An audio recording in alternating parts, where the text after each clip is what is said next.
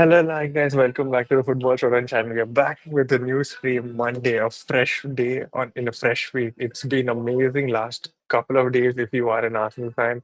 Last entire week has been absolutely insane in terms of striker possibly joining the meltdown that had happened because a certain player from Chelsea is joining us. I'm glad people have moved on and started to see light. At least some of you have done that. I'm really glad that is the case because I remember having a stream on the day news broke that Madueke is joining us. 2 hours of pure head loss. The stream right after that, s- people started to see a little bit of who Madueke is and how he can add, how he can push Arsenal to do better. And then after that, we've seen a couple of tweets. Some of the big accounts also putting out their threads or their analysis and all that information on how things can work out with Madueke at the Arsenal.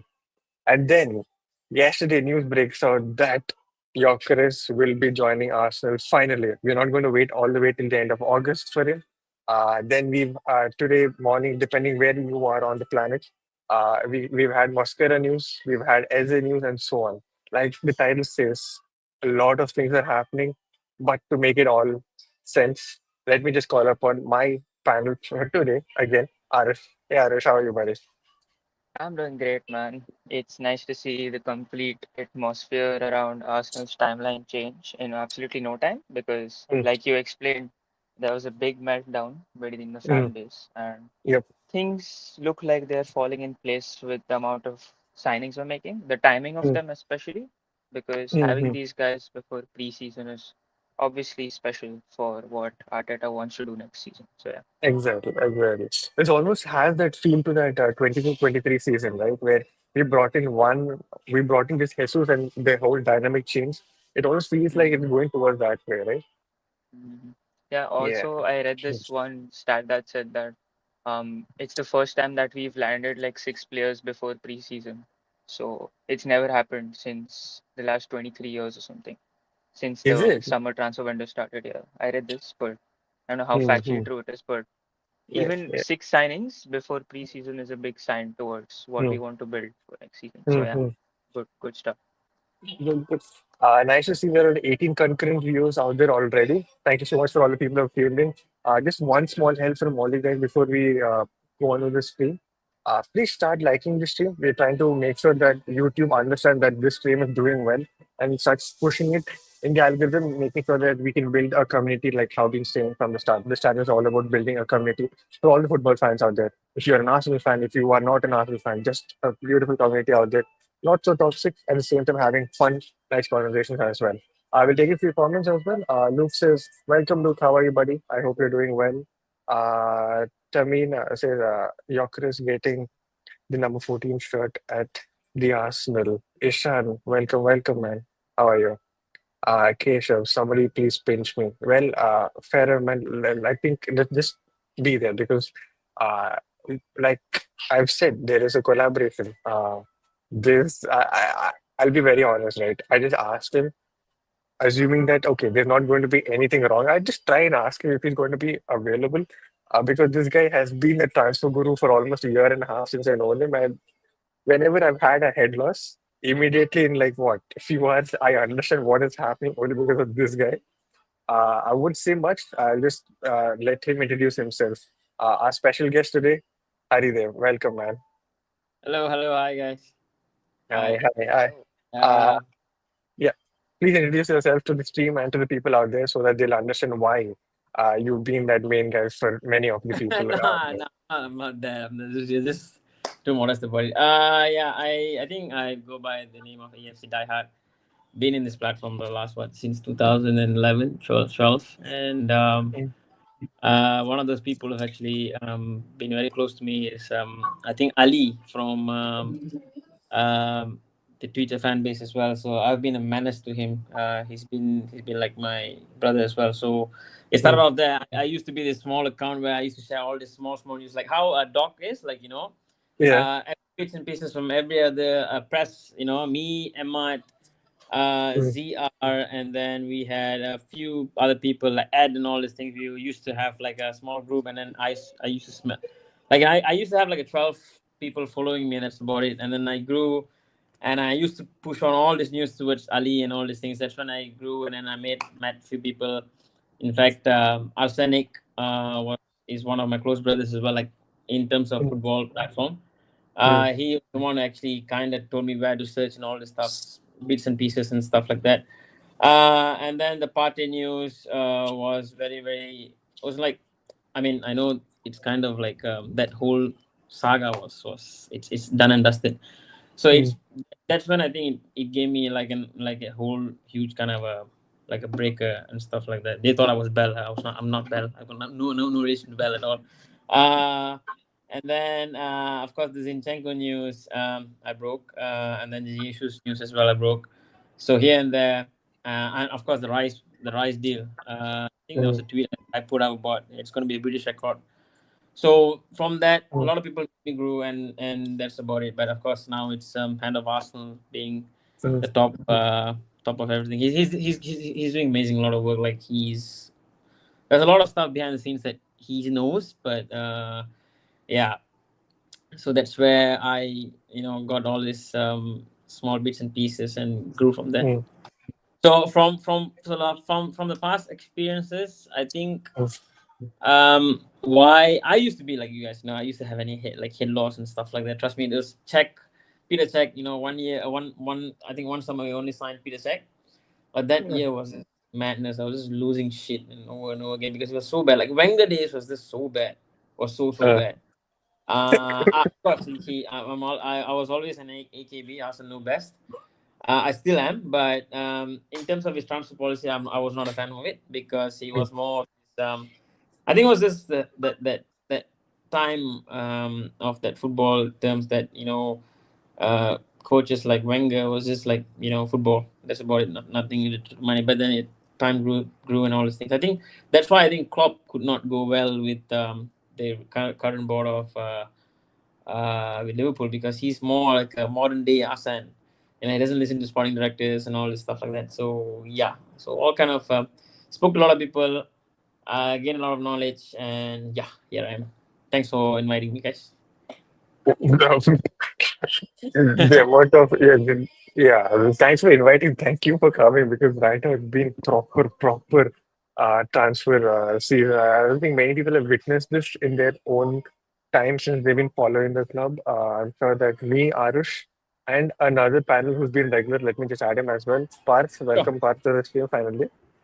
Hello. Yeah, Hi.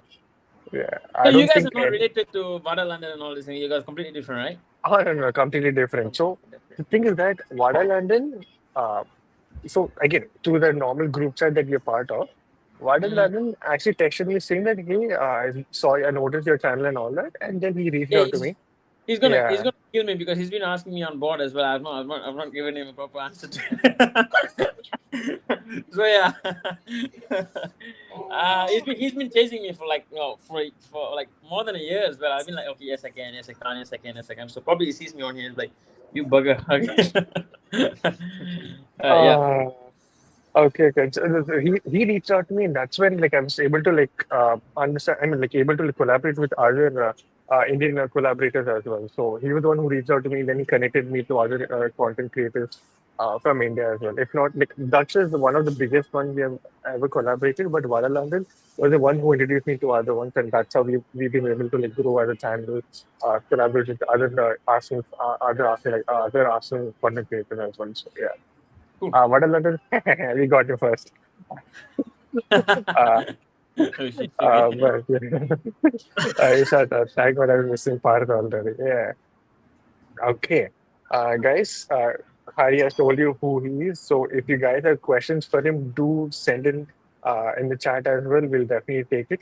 If it is all common, I'll try to group it. Like I said, it doesn't mean that I'm skipping out on you guys. I'm just like grouping a bunch of like questions and then asking. Cool. Uh, Okay. This stream is great stage for asking the question, especially Arsenal fans who have been supporting for since 10 years. Would the new Arsenal fans have survived the Wenger decline transfer window? Ah, I think No, it's got to do definitely more not. with Definitely the not. social media presence as well, No right? way. There's Yeah. no way they're gonna survive the transfer window, man. No. That Wenger days, Yeah. no chance. Yeah. Right. Yeah. So Parth and Aarush, go ahead. Ask your questions. Let's start. Where do you guys want to start? I mean, Gyökeres, Mosquera, Eze, something regarding how transfers work. Go ahead.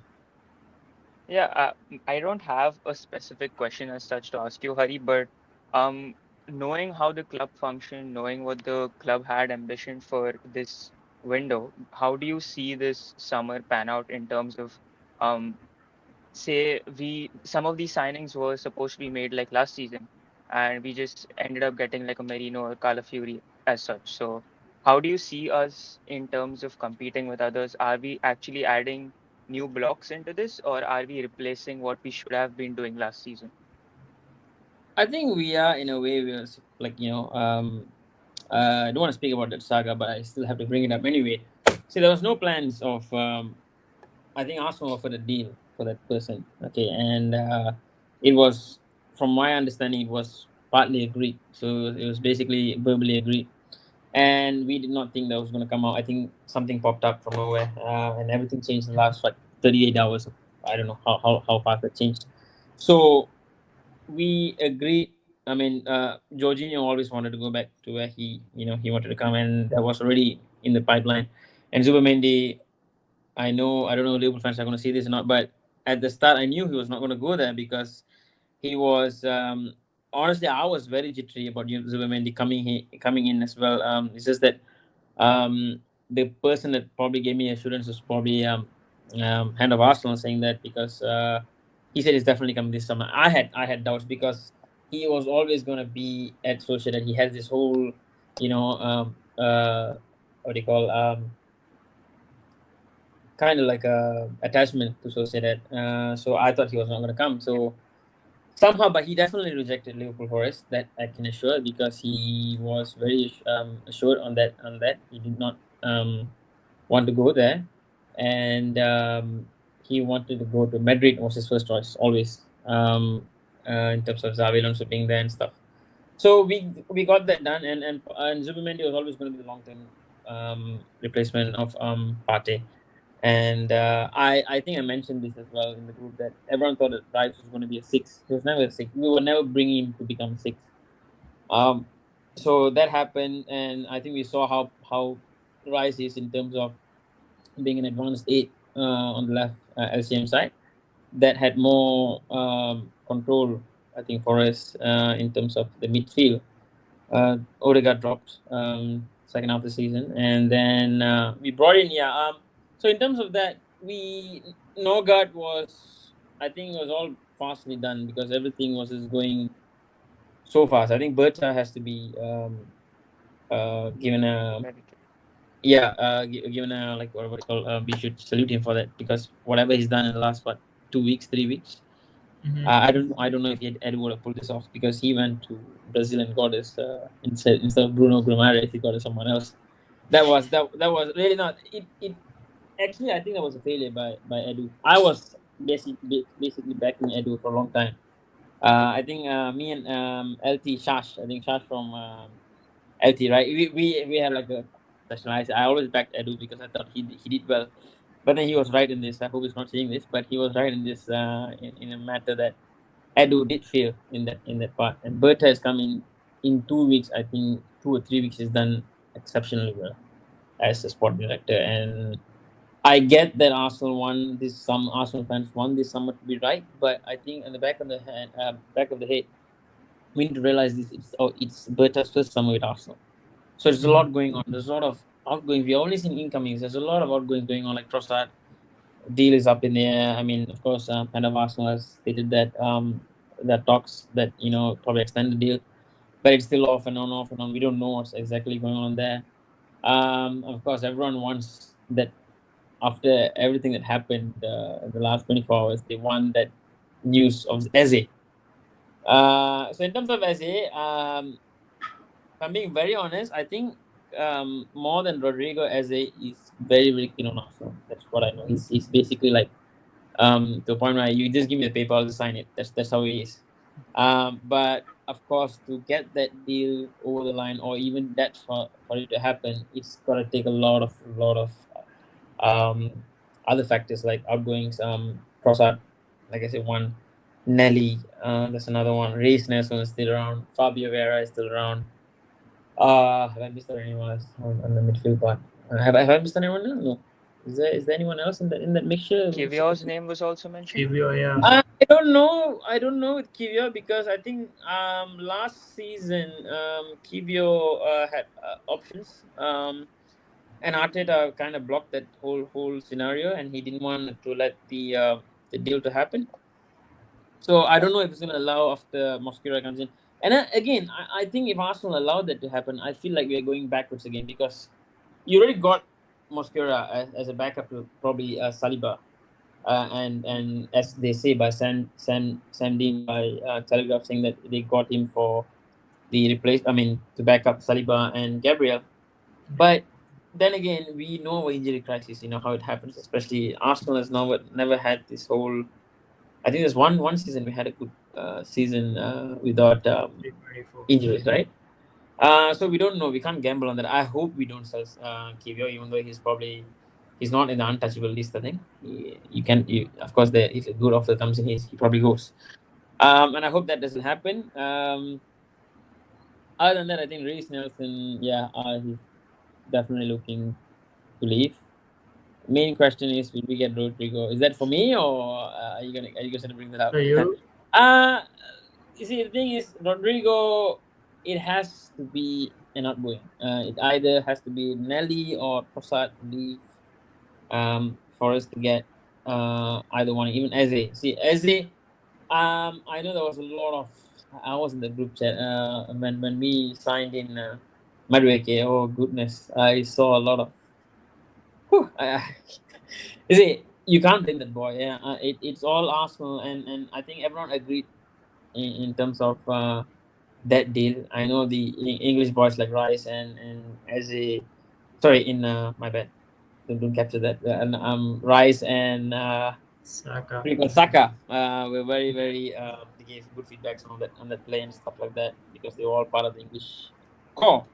Um, so of course Arsenal always want. I think Ornstein said that we wanted three signings of attackers, right?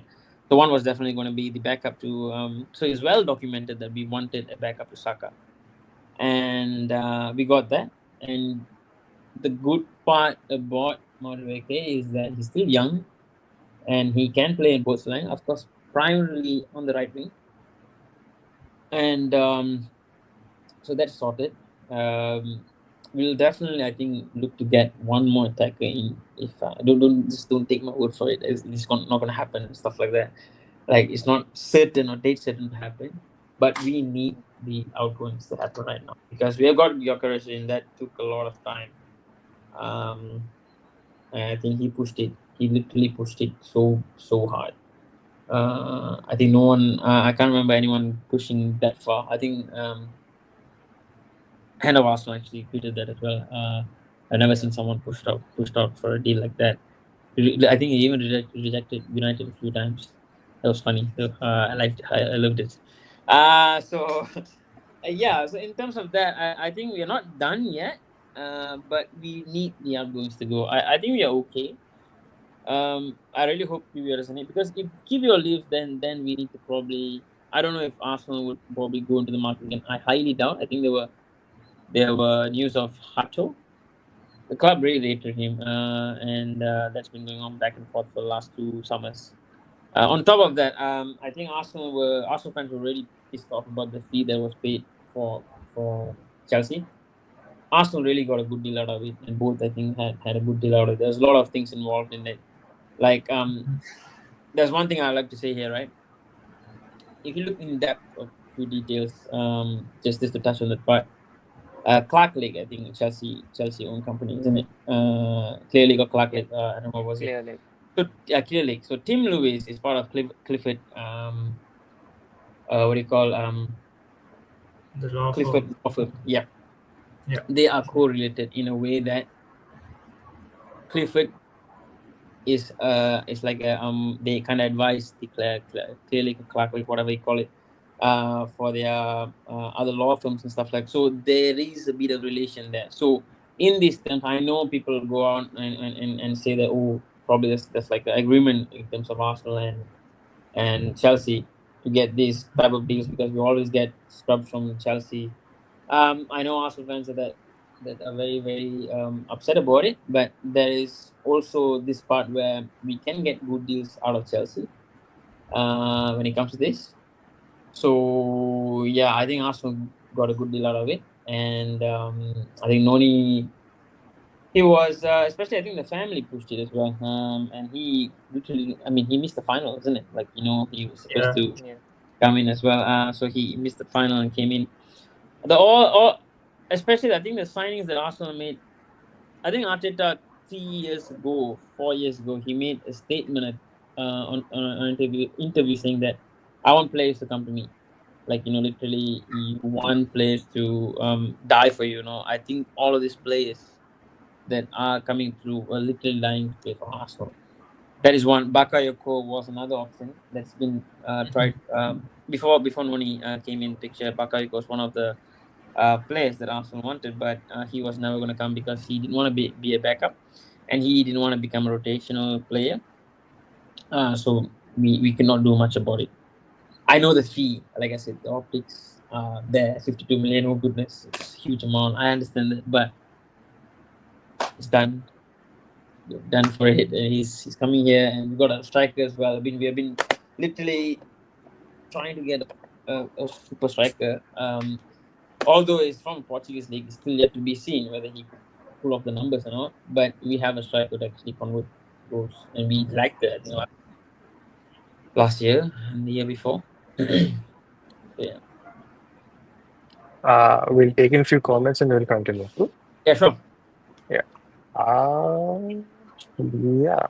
Chelsea defied the odds against PSG. It was not one. It's not only win against PSG. It was war against people who doubted them. Props to Moscara for winning two trophies with Chelsea in his first season. Mares. Your opinion, guys? So, Maresca. Yeah.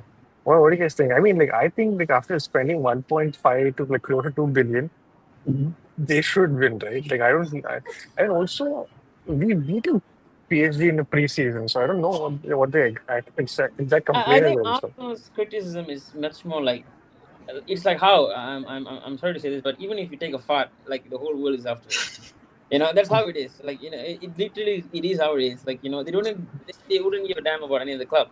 But when Mm, Arsenal is even ESPN and all this accounts that you know that you're gonna put something up, and you know that the only fan base who get triggered is probably Arsenal fans, and they'll definitely get triggered by it.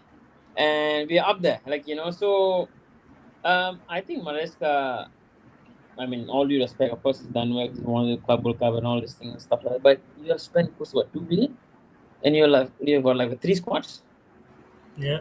literally, and you cannot complain and say that you cannot not been. You've been pumped in money, and you cannot come and say that you've not been signing players. You can sign players who you want to, and yeah. So I feel that it's valid in a way. Yeah, of course, good. It's well done to Chelsea that won it.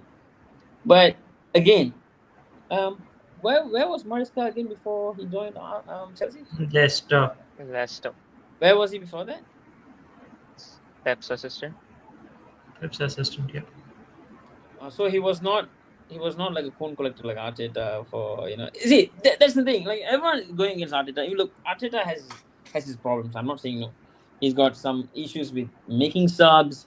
He's got some issues with being there are favoritism in terms of how he doesn't drop out a guy. We all see that. It's not that we don't see that. But when was the last time that Arsenal actually went on to go head to head the last 3 seasons against City? With that points tally, and has lifted this crowd, and we are all expecting a title. I can't remember the last time I watched Arsenal win the Premier League back in 2003 and 2004, and that season was this. You could just watch the game like 30 minutes after that, Henry was going to score, and we know that we're going to win that. But after that whole scenario came back. Wenger did stuff. I mean, he was for me the goat. in terms of being a manager, no matter what people say. But after that, we had Unai, and then we had all these things going on. Arsenal were in shit shape, complete shit shape. And this guy came in, had zero managerial experience, did not know. I don't know how he could handle transfers. We don't know where he came from. We don't know if players are going to get convinced and all these things. So, like I said, the optics are not being there. Like, I mean, we can get him sacked, but who's going to replace him? Right? So you could bring in Luis Enrique. Okay, fine. If you're going to go again, overhaul, get this place one, and that's going to take another, what, 1 or 2 years? We don't know. There's no guarantees. Right?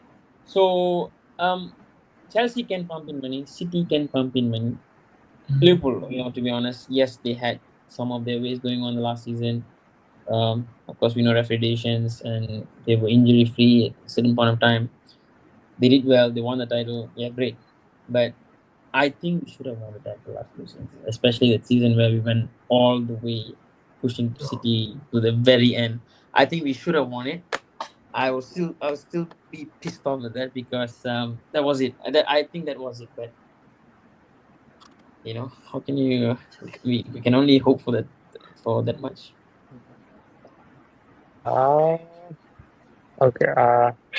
We don't have level raises like words. Let's not compare Gyökeres with words. If Gyökeres prove, proves him like Golden Boot in Premier League, he will be same table with Haaland, Isak and Mbappe in striker positions. Fair enough. Okay.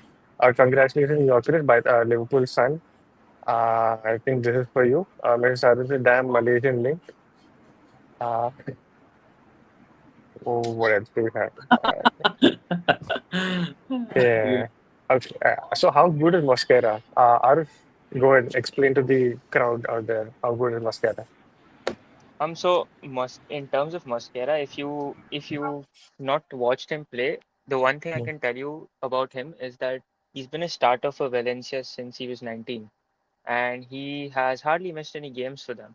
And he doesn't go on injury patches as well. So as a player, he's a center back. He can play as a right center back. He can play as a left center back. He's a right-footed player. He can cover at right back as well, and he brings in like crazy amount of pace for a center back for recovery pace. Very Saliba coded in terms of the composure he has on the ball as well.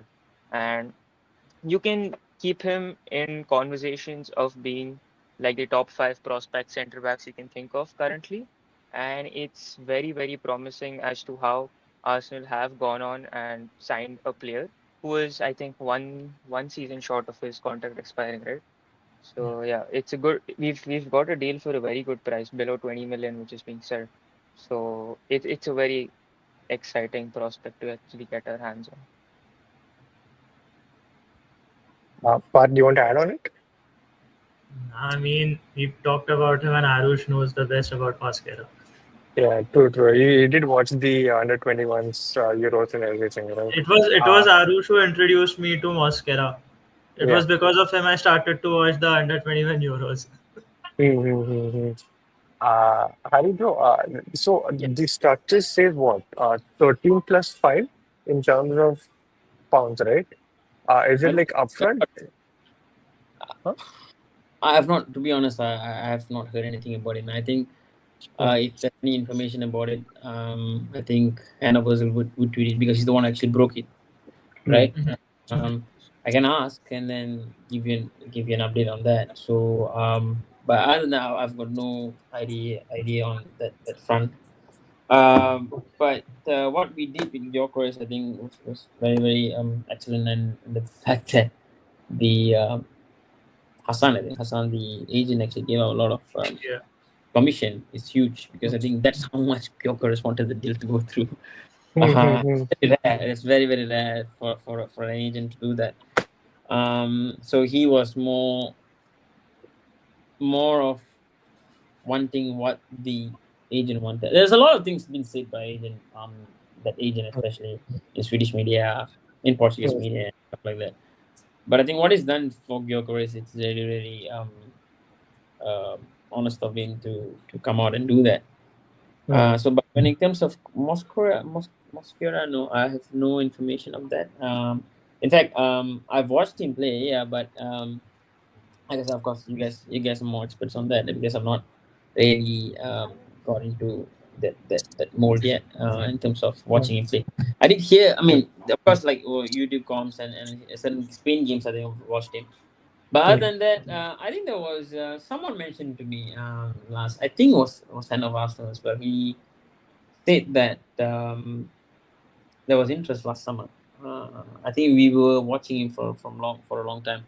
And the other guy was the guy who signed to the Brighton left back, who's the what's his name? This Belgian guy.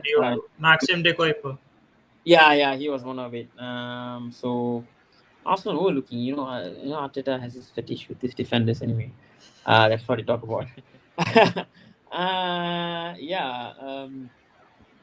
So in terms of upfront, no man, I don't know what's the upfront with Moscara. I think it could be pretty low the way BERTA is working. Yeah.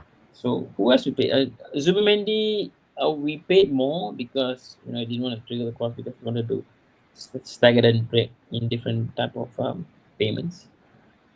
I think, like I said, I think the Gyokeres deal probably helped Arsenal a little bit to save up. Maybe there's a bit of money left. We don't know. For one more signing, but I cannot give the 100% for that because we still need the outburst. I know everyone's waiting for that. Eze, of course, like he's literally dying to come to Arsenal. Been a fanboy of this club, and I think that could probably drag maybe until early August, late August. We don't know. I hope Fabrizio posted recent. I think it was before we went on live, 10 minutes, 15 Yeah. minutes, posted something. Yeah. So there's definitely something going on there, but we cannot move in until everything is that's been settled down with outgoing. So we've witnessed one of the best windows so far. I hope it becomes an all-timer when we actually get that final attack, if it's meant to be. So it depends on the outgoing, I would say. I wanted to ask a question, Hari. It's been reported in the media that it was BERTA who pushed for Gyökeres and it was Arteta who wanted Sesko. So is it that we have signed Gyökeres only because of BERTA, or Arteta actually wanted Gyökeres as well? Being very honest, no one gets the final nod except for Arteta. He has to give the nod. So there's no Yeah. way you're gonna sign a player without his approval at all. So of course they had the Arteta's priority was Sesko because they saw him as this person and this young age of a guy who's gonna be. I mean, Sesko has a high ceiling here. So, but then when Gyökeres gave um, that eagerness, which manager would not want to a player who's dying to play for a club? And of course, BERTA definitely wanted Gyökeres, and BERTA also had good links. I don't know if this story is going to come up or not, but I'm still searching for it. Maybe George Mendes got involved, the agent, as well in this deal, because he's very close to Sporting Lisbon ties, and especially Portuguese football. So he probably got in touch. BERTA has vast experience. I think it's been reported by Athletic as well. He's been, I think, I can't remember, was it Joao Felix, that deal? Yeah. He said there's something about take it or leave it, or you can either, do like, oil spill off something like that. So he's that type of person. Go in, get deals done, come out. That's it. That's what BERTA is. Edu is a bit of a family kind of a person. He's more of this, get this family type, Connections. connections. That's how we got the Gabriel deal, I think Gabriel deal, Martinelli, and other stuff. But Arteta absolutely wanted Gabriel Magalhaes. That was, I think, his first ever signing, right, for £27 million. Yeah. So he wanted him. Thank God they got him. I really wanted the guy. I was fuming when I saw United coming in. So yeah, so that's how it is. Uh, Nice question from Sharwind. Realistically, how much money can we actually spend this summer without sales? Upwards of 200 to 220, you think? What is it currently? The thing is, right, whatever has been reported, that means that's not a full amount that we pay. It's been staggered, so we probably pay about 20 Yeah. upfront here, 20 Mhm. So we still probably have a bit of money, but Ah, then we yeah. have balancing the books of PSR and all these things, and Mhm. also outgoings in terms of body. Mm. I don't know if you guys followed me last summer. I was very very adamant that only when Eddie leaves, Merino will come in. Right, 24 hours it took. I think Palace signed Eddie, and then Merino was announced. That's how it happens. So it's the same case here. We are going in that path. I think that's going to be the next phase of this window. I feel unless KSC or whoever pulls out and say, you know what, I'm going to spend whatever amount that SC is going to be for, and Rodrygo is going to be for. Um, I really hope Rodrygo doesn't go anywhere else if we don't end up signing him, especially Chelsea. I think Chelsea might try to do something there with City as well, or he might still end up being in Real Madrid. That guy still wants to stay if he had a chance in Real Madrid, I think.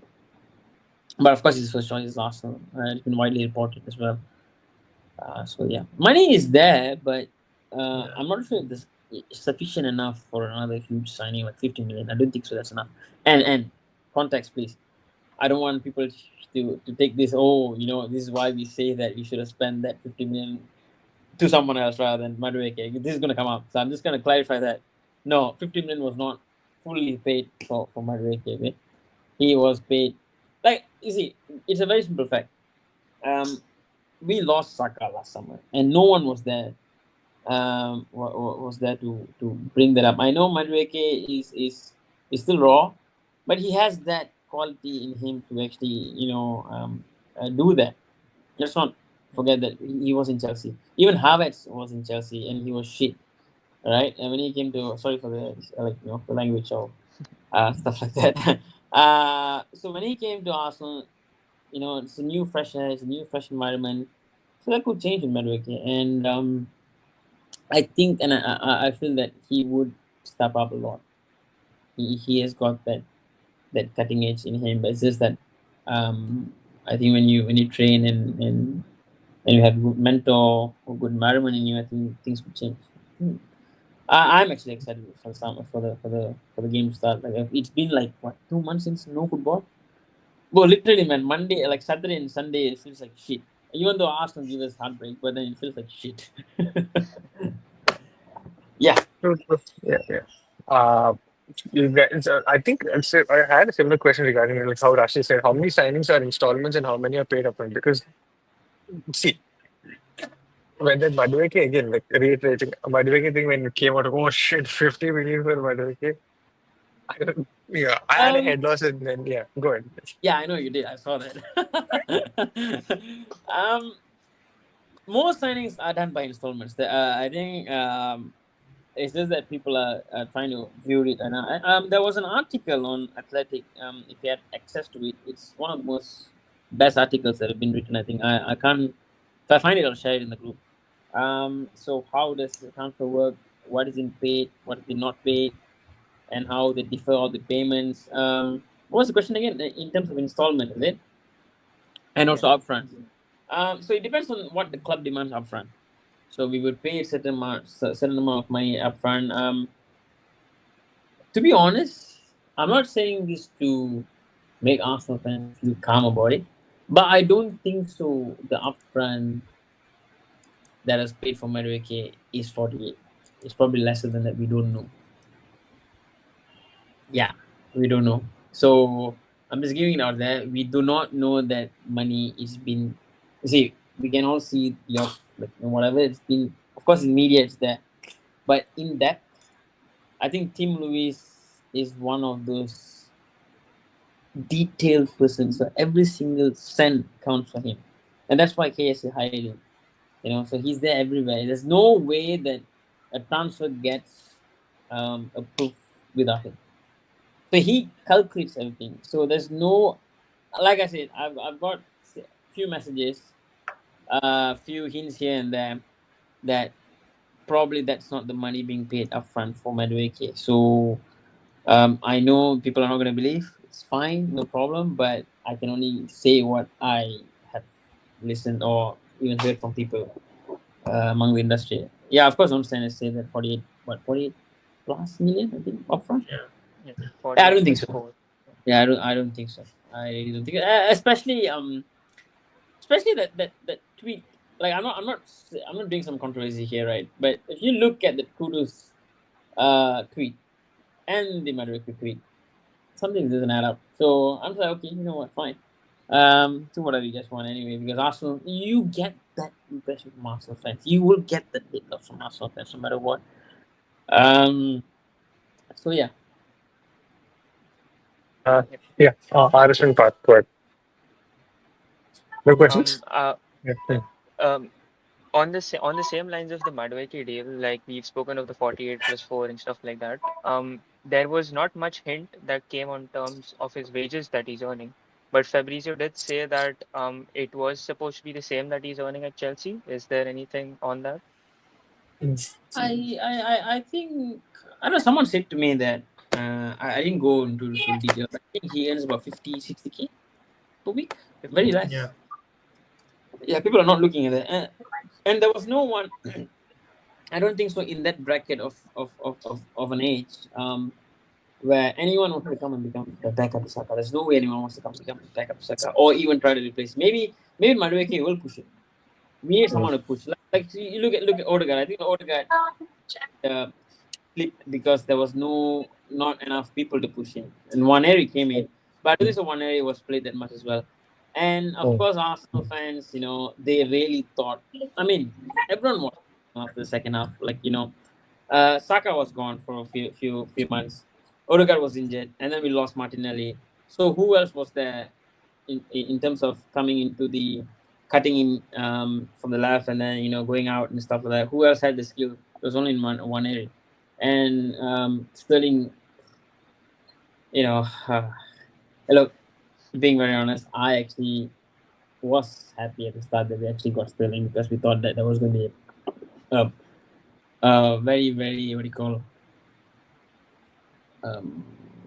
good backup for Sterling in terms of he's been in the Premier League, he's got all these experiences. Yeah, right, exactly the word. Experience to become a backup, and we all knew what happened after that. So, and of course, the Chelsea innings, and yeah, of course, it's not going to blend well with Arsenal fans, which I get it. We can only see him. Let him come. I think it should be announced. I think this week. Yeah, there's a few things. Who's going to Singapore this week? You guys, anyone going to Singapore? Sorry. Are you guys anyone like any of y'all? You guys are going to Singapore for that preseason? No. Nah. Are you going? Maybe you could No. meet one of your friends there. Maybe you No. could meet at. Tickets are too expensive, man. Oh, okay. Yeah, like 3 times from here. So I was like, nah. Okay. I thought, but then I was like, nah. Mhm. Probably. I think the first time of Singapore fans will probably get to witness Gyokeres if everything goes. Right, But yeah. yeah, but as we know, Was it Arsenal. the US fans who saw Calafiori first, if I'm not wrong? US, I right? think so. Yeah, Yeah, yeah. yeah, in, Yeah. in, in that training and everything. Yeah. Wow. Mm. Yeah, my feeling is that we go Rodrygo and Eze, and if we don't go all the way, I think he'll go to Liverpool. I think that's what he meant. Hmm. I hope Um, he doesn't go to Liverpool, man. Even imagine he goes to Liverpool after all this. Oh, I can't. he might. He I might. can't. Like I said, he might. If Arsenal give up, and oh yeah, I've got a question for you guys. You had two options to choose Um, from. You had Eze and Rodrigo. Who are you gonna go for? You have one option. You have only one option.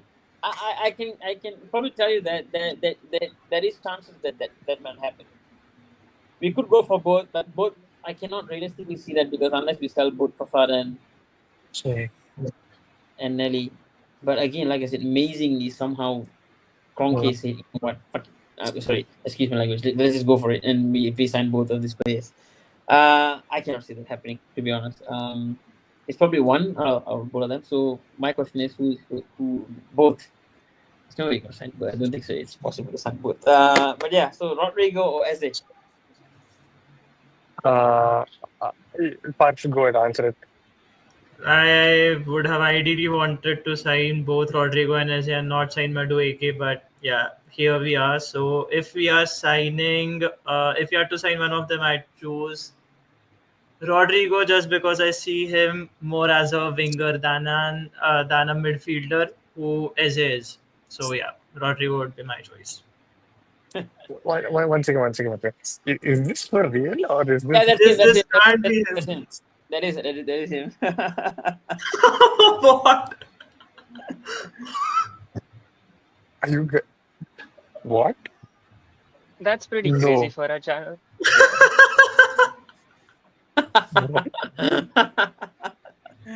Yeah. What? What? Do we welcome him with the Gyökeres mass celebration or something like that? Yeah, come on, Yeah, come on. probably to. should. We need to.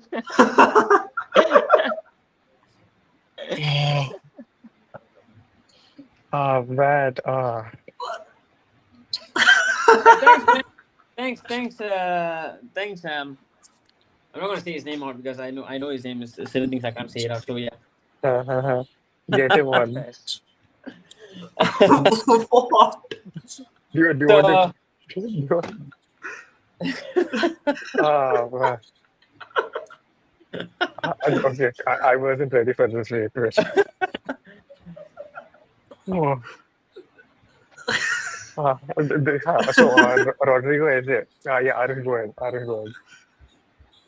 Um, from the start of the window, I actually thought Rodrygo was very unrealistic to what we wanted because obviously Nico was the first name for us. So I think I would stick with Eze because Eze brings us that versatility in midfield as well. He can play Odegaard's, he can replace Odegaard's minutes. He can give us quality from the left wing, and I think he's a completely different profile for us from left wing to that we have of say a Martinelli, say a Noni as well, being a left-footed player playing from there. So I think I'd value as a more in that regard. So yeah, my take. Mhm. My head says Eze. Uh, my heart says Rodrigo because Rodrigo. See, thing is that my dream signing this window, if we were like going all out, was Sesko, Rodrigo. Sesko, Rodrigo, or Nico Williams. Nico Williams, I don't think I have to say anything. I don't think many people have to talk much. We've seen what the kind of drama that has happened, right? Uh, then, okay, Sesko was a striker who I really, really wanted. Um, I thought it was almost done from all the shenanigans that was happening. That didn't happen. So I thought, okay, at least one dream signing I need. That is Rodrigo. But from squad building perspective, if you look at it, Eze is the one that makes a lot of sense because he can cover both the number 10 and push Odegaard at the same time. He can play in that left half spaces as a left winger or as a left page. And like how people have been saying as well that how, Gyökeres operates more on the left hand side than on the right hand side. This guy can come more centrally. We have Martinelli for that. So do we need Rodrigo? Not really. So from a whole squad building perspective, I'd say Eze. If it is just pure vibes and pure dream, it would be Rodrigo for me. So I've what got about you? sorry to interrupt. I've got a text for him from him to say that Mosquera is waiting on permission to fly to London. That's his latest news that is said out to me right now. He There, just told me there, last run. there is no way we are having handoff Arsenal on our stream. I mean, come on. So, That's but is it really him? Is it yeah, really it is. him? It is. He just passed on a message to me that he's on permission to fly to London. I don't know, man. Honestly, I've got no idea that it's been streamed up and all these things, and I did not share anywhere else. I don't know how he caught me. He caught me anyway. Handoff Arsenal. We love you. You are our goat. I mean, your notifications give me the dopamine I haven't felt ever before. So yeah, Mhm. you are him. He's back in the Absolutely. comments. Easy, easy. Yeah. Moscara is waiting to. Oh, Yeah, there you go. Okay. Hey, take a screenshot of that, probably. I'm just saying one thing. You won't find these exclusives anywhere else. It's the football showdown specific. oh man. Wait, do I screenshot this and post it? We got the exclusive from Hand of Odin at the time. Nah, that would be too much, I guess. But London is gonna kill me, man. Uh, Oh yeah. oh man. I see things that he retweeted and everything. So I assume that Arun bro saw this that you're collaborating with you and all. He's I gonna think kill he me. did. He's literally gonna text me and probably DM me. It's like, you piece of shit. You probably stand up like that. Ah, wow. Bro, Sucheet Garu and entering the no. We are being humble. This is all is an amazing, but clearly, man, clearly. yeah. Oh, Thanks, bro. straight question from Faisal. What do you think about Ezri or Rodrygo situation? What's your gut slash intel? Do you have it for us? Uh, we love you. With permission, I take yeah. By all Yes, means, man. yo. Thank you so much for You coming on. have graced the stream Appreciate with it. your presence, man. Thank you. Yeah. If anytime you want to like come on stream and say a few words, by all means, you can text us and we'll just send you the link. Please join us. Man. What the hell? What even? No, I didn't expect it. Honestly, but I did not share on this link. I'm being very honest to you. I did not share it. I think it was Doc. I think it was Karthik from Chennai. He actually said it in the in another group that probably saw caught eye of a lot of people there. So he might say, you guys probably want to just wait on hand off to tweet something about Ezzy, maybe. I don't know. Man. See. I don't know. I honestly don't know. Like he came on there. I didn't know it was gonna be, and then he texted me saying that he's on permission. Should I tweet? That's like, go ahead. Yeah. We might actually get some nice essay information like soon. Maybe, man. Maybe that guy is working pretty much 24 hours. Maybe there's another person that I think a lot of people went on the radar. Personally, was very very good friend of mine. He's not on active anymore. He's here and there. Beforehand, Yeah. Yeah. before anyone, I think everyone saw him. He's basically like he was my partner in crime. In a lot of stuff. Like we worked on a lot of shit, man. Literally a lot of shit. We used to say, with permission. I'm saying this because he's not that active. But yeah, he used to be a lot more advanced than the things that he's done. I don't think so. I'm able to say this right now, but that party story, that was amazing. I will never forget that because he knew every single detail, even when the release clause was paid in the HQ in Spanish La Liga. This man knew everything about it. Yeah, that guy. Something else as well. Same like handover. Like I said, I have the bunch of followers here I have right now is mostly because of all these people I've gathered up. I can mention a lot of people, just to say that this basically grown me into this. Ali, people like Matt, people like Wayne. I don't know if they're watching this stream or not.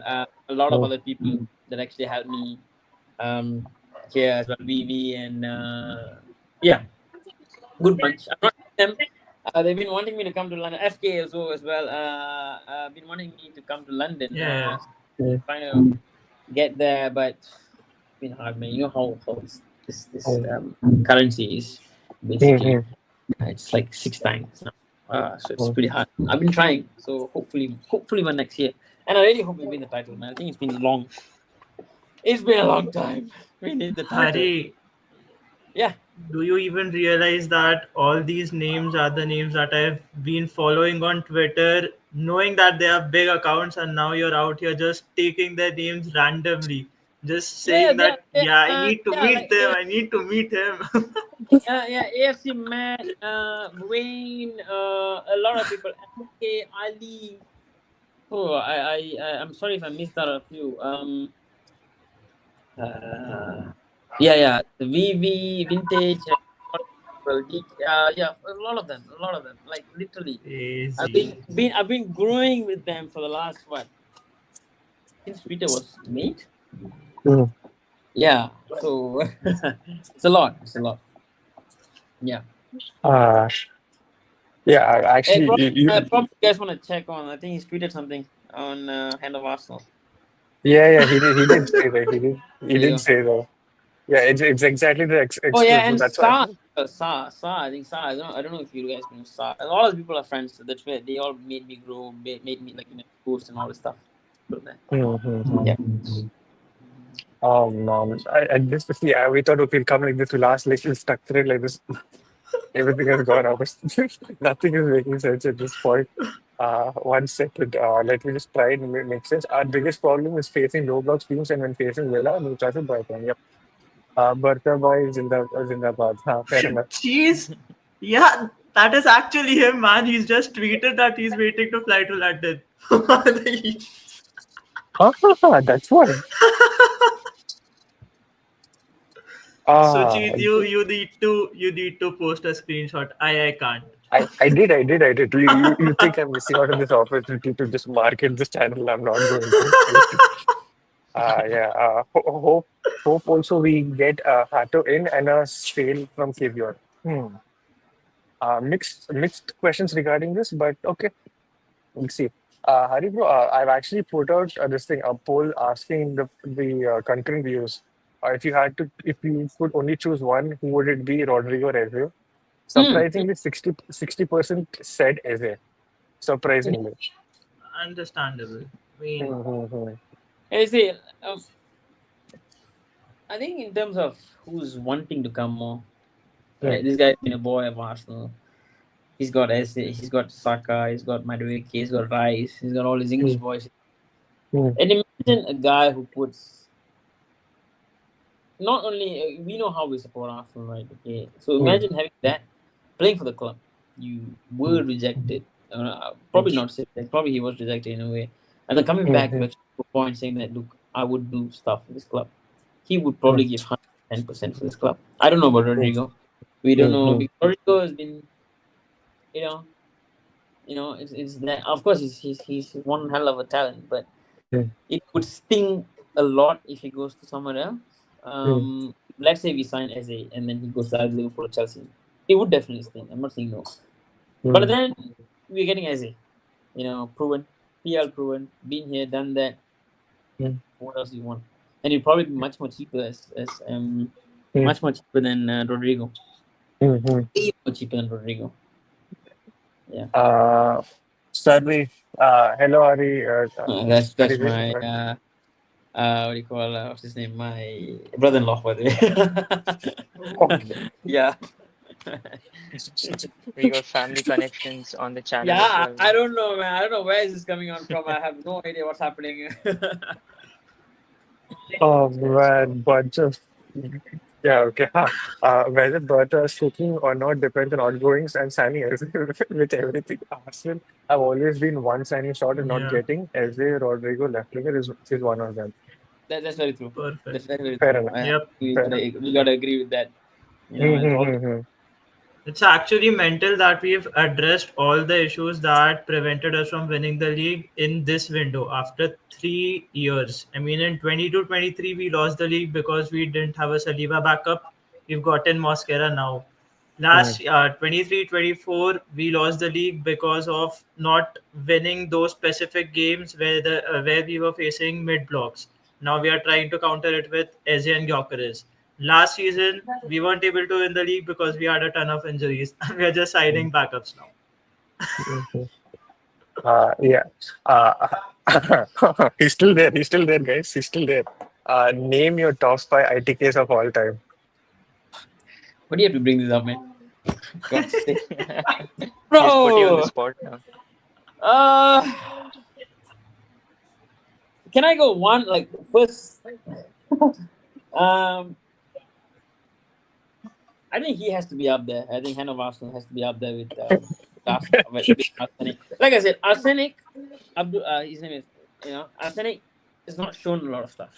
He's very back, right? But then in terms of information, I think both of them are up there. But I probably, I cannot say him because both of them have that thing, It's just that Hand of Arsenal, answer how it's easiest for you. Oh, for God's sake, no, it's not easiest for me, man. Hen of Arsenal is just more of a platform right now in terms of ITK. I think it's outgrown a lot. Like basically, it's come to a point where I've not seen anyone being tweeted out by Fabrizio, by every other Yeah. top. You see, the thing about this guy is he's done more work than whoever has done more stuff in the industry. I'm not even kidding. Okay, and to put it out there, Arsenic's number one. Fine, I'm not gonna argue on that. But yeah, both of you guys have there. He's watching it, isn't it? He's watching it. Mm. Um, so in terms of that, I think yeah, you don't get that. I didn't. I can't see. I did not see anyone in the last 12 years or 15 years in this platform to a point where anyone has mentioned someone. Probably Bell. Okay, but Bell. No, Bell was good. There were circumstances things didn't go their way, which I can't Mm. reveal. I know stuff, but I can't reveal much because Mm. it is. But yeah. So top five. I don't have top five, man. I probably have top two. Probably you guys both, you and Arsenic. So that's the only two that I know up there. And then yeah. Otherwise, cannot name someone. I think people were all in that era where we had Arsenal. What do you call it? Horse? Is it? Horse. I think Arsenal horse. You guys there? Were you guys there when horse was around? No, it was No. way too guys. Like I was just. There was all kind of names, man. Horse, blah blah blah. So no one was as legit as how this guy is. Yeah, hand of Arsenal and also oh God. Okay. And also arsenic. So yeah, he's trying to. You want me to spill the beans or what? No, I'm not gonna say any shit. Okay. Uh. So yeah. So those guys are the ones that are up there.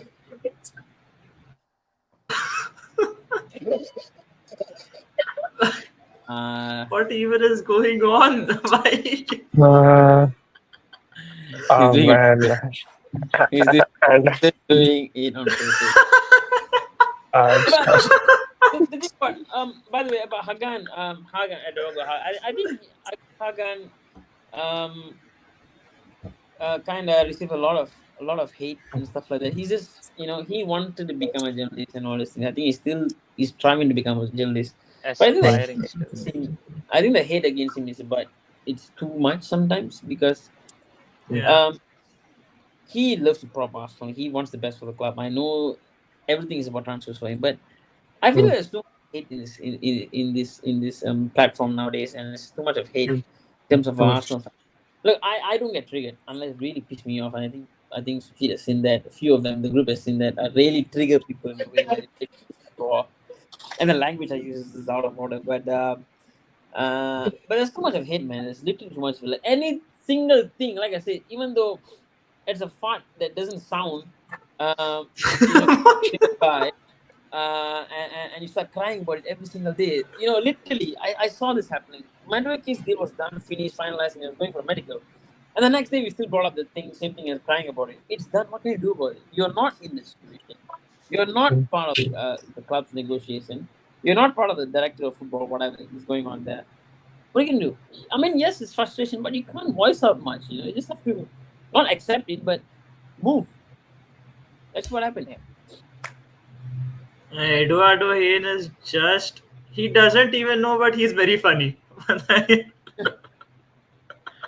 Yeah, that is good. That is good kid. That is a good kid. Yeah, gets too much sometimes. What? That works. I have to. It is not beer, guys. I don't drink alcohol. I don't consume any of the recreational stuff. Where were we? Where were we? Vanessa, Haree bro, do you know this person by any chance? He or she says Haree, where's the Malaysian accent? Do you know this person by any chance? I don't Accent. know. I have no idea. Okay. I have no idea. What is this? Yeah. That is Malaysian Let's. accent. That is Malaysian accent. Uh, uh, Again, I'll go back to searching where we were in terms of comments, but yeah, Goodness. Arush and Parth, you guys, Arush and Parth, if you guys have questions for him, ask, and yeah, I'll just like search from where Nah, we were. Listen. I've asked whatever I wanted to. Same. That's up. Okay. This one actually a friend of ours who couldn't make it for now. He's actually down sick. He wanted me to ask. So, when Jesus and Zinchenko were sold to the Arsenal, there were rumors that the connection between the clubs was low. And then once the Rice deal also happened, things have gone down between Manchester City and Arsenal both. How far that is true, or like what is the situation? Could you like shed some light? How much ever you can. Basically, Arsenal and City are not going to do any business in the format, like, in the future. They have really kind of in a rift, I think I would say. I don't think so. There'll be any deals done between them because after whatever we did with City, in terms of Jesus and also what do you call Zinchenko, I think. So I don't think there will be any negotiations or even um, what do you call deals being done with City and Arsenal. I highly doubt there'll be anything in the future. Probably one, but I'm not gonna uh, throw that right in because I think when the negotiations were going on with Arteta for the contract renewal, I think City are very much keen. We could see that happening. City are probably coming for Arteta. Barcelona are waiting. Um, so yeah, like I said, if he leaves this club, there's like a whole bunch of clubs waiting for him, man. So I mean, I've been a fan of Arteta ever since the day where he took a pay cut. I still remember that moment where Sky Sport 6 a.m. morning Malaysian time. That deal was not happening. I actually like midfielders, and one of my biggest hero was people call me a snake for it. Anyway, still he's still up here. Fabregas is still my favorite. I've watched him since the last La Masia days. So after that, I really liked Arteta. Because he took a pay cut. I think that deal, I remember, you guys were not well aware of that deal happening. Anyone? So what happened was Arteta was about half an hour before the cutoff of the transfer window. They said deal was off, and then Arteta took a pay cut and joined Arsenal, paid in 10 million. This was after we got smashed by United for 8-2, I think. So he took a pay cut, and that guy gave everything he could for Arsenal. And I never really crossed my mind that he was going to become an Arsenal manager one day, and he became one. So I really want him to do well as a fan, as a player that I liked. And yes, he has his own egos and all this favoritism, and it's a bit of a what do you call it? He's like I can't find that word. More of a Hitler kind of thing, like he takes all his charge and stuff like that. So I hope he gets his way and he actually wins something for us. And then maybe leaves or what, I don't know. Well, I really hope he does something for us. Like, I really hope for the sake of him, we win something and for the Arsenal fans. So yeah. Oh, by the way, coming back to the same point again, City. Nah, I don't think so. Anything would probably happen in the future. That actually happened. Yeah, that City Arsenal dealings were. It's not as what it is because yeah, I think the 115 charges. I think Arsenal were much involved. Like Tim Lewis, we were one of the clubs where we were pushing it and saying that. So that whole um, um, negotiations or even the relationship between the both clubs. Nah, I don't think so. Anything would happen. It's true. It's true. And also the 115 charges, the 115 charges, Arsenal moved part of it, and Tim Lewis was leading that thing. Yeah, so that's how it is. Raghav asks, who do you think is leaving Arsenal this summer? Any specific people like who we think or you guys think or like Haree bro, you know that like for sure, no matter what, this person is leaving for sure. I think Reese might. Reese definitely would. I think Uh-huh. he'll definitely push Mm-hmm. for a club. Mm-hmm. Arsenal. I don't know why actually we signed Vieira. Even though I liked him at the start, he actually did something, but I feel that we wasted kind of money there in terms of we don't know what happened to Vieira. It just dumped, all went downhill, and I think he will be still probably loaned out. So that Vieira, there's who else? I've mentioned Reis, Nielsen, Kiwior. I really hope we keep. Zinchenko is also part of it. Uh, what else do we have? I think we do have a few more, isn't it? Zinchenko, Vieira, Sambi Lokonga.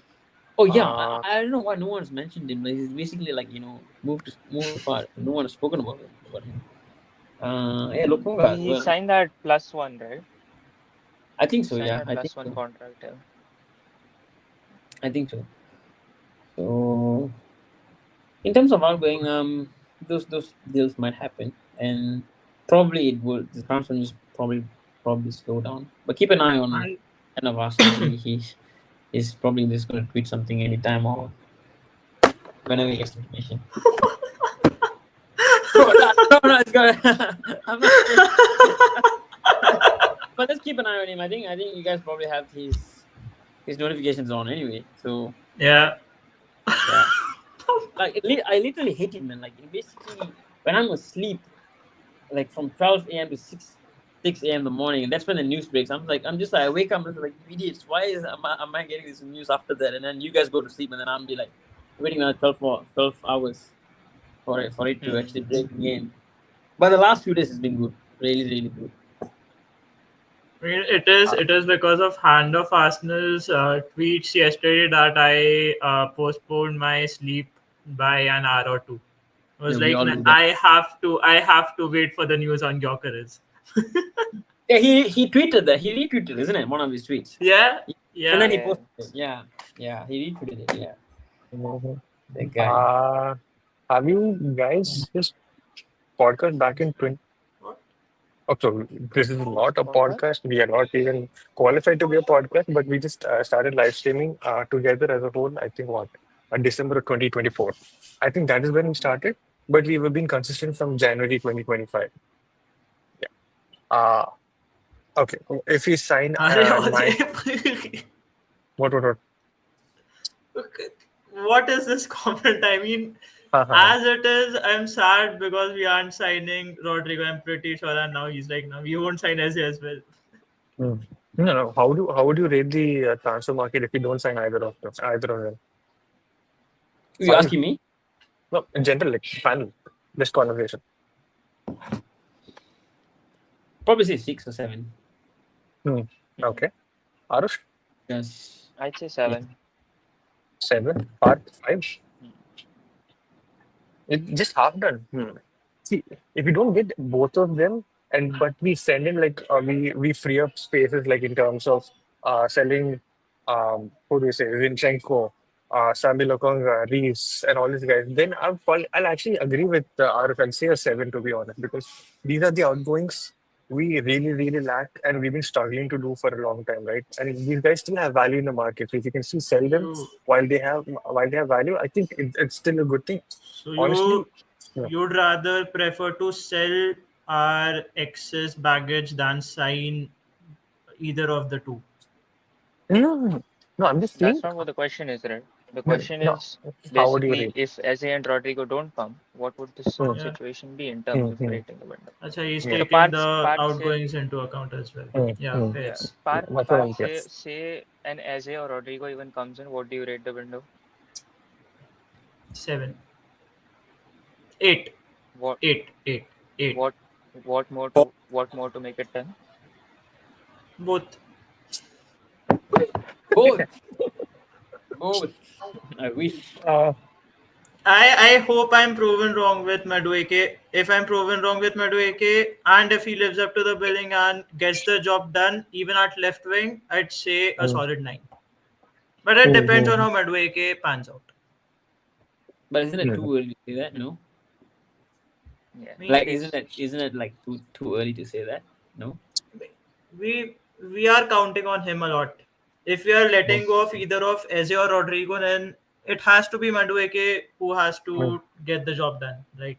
mm, But I don't think so. He's gonna start games like how people expect him to, and then I'm pretty sure he's gonna come up again and say, "Oh my goodness, why did you spend 14 million pounds on a 15 mm, 52 million mm, on a backup?" Okay, what if? Okay, touch wood. What if Saka goes on an ACL injury? Touch wood, guess what happens then? The whole Wait, world wait, will point. one thing. My reaction was to this comment, not to what Harry said regarding Saka getting ACL. No, no, no. My reaction was to this comment. Uh, because he said this, I was responding to it. Then you say, what if Saka gets ACL and started doing this? I'm like, no, no, no. Go ahead, I go meant, ahead. yeah. Thank you so much, man. I mean, thanks for the kind words. Thank you so much for all the good news that you've been bringing up this summer and some last summer as well. Yeah, a top watch, man, top watch. Yeah. So, Hari, bro, continue. Yeah, my bad. You ask me, Yeah, am I yeah, question? Like, yeah, again, yeah. what happens to what what happens to Arsenal when Saka goes again? Like 3 months. We don't. Mm, Yeah. How would you rate a window if we sign either of Eze and Rodrigo, and these would be our final signings? The window would be like Eze or Rodrigo, Gyökeres, Moscara, mm, Zubimendi, Nogard, and mm, Kepa. mm, mm, How would you rate it, Hari? You mean if we sign Rodrigo and Eze or Either of Eze or Rodrigo. with the current window already, Yeah, like with yeah, all the sign. So yeah. the last one with is the probably outgoings as well. Eze and also Rodrigo, right? I would say if with Eze 8 as well, with Rodrigo 8 as well, because I think Eze adds a lot. Eze adds a lot. He's got that play in him to bring Maverick a trait. yeah, mm, exactly that. The Alexis Sanchez kind of a player, like he mm, would just spark something out of nothing. Um, mm, Again, we have Martinelli, and also Eze could probably shift on the left hand flank whenever needed.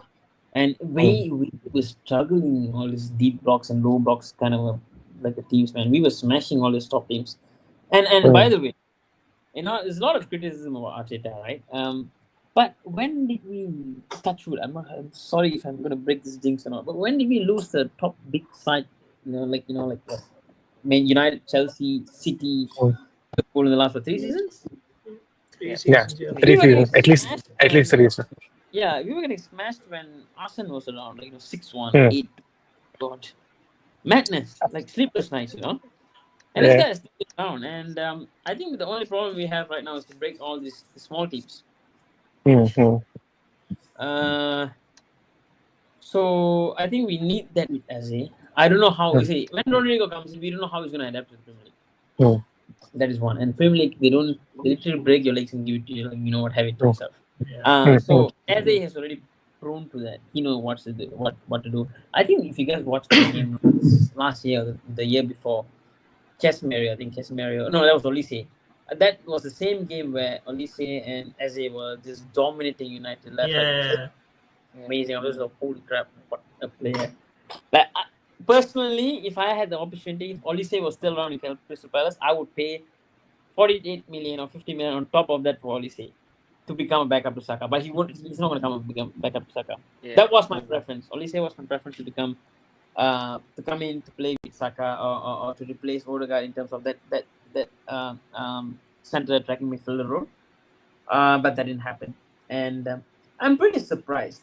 Put it this way, right? I'm not giving information, right?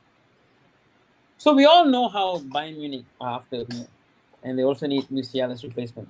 So why hasn't there been any links to Eze to Bayern Munich? Why? Have you all got any question on this? Why?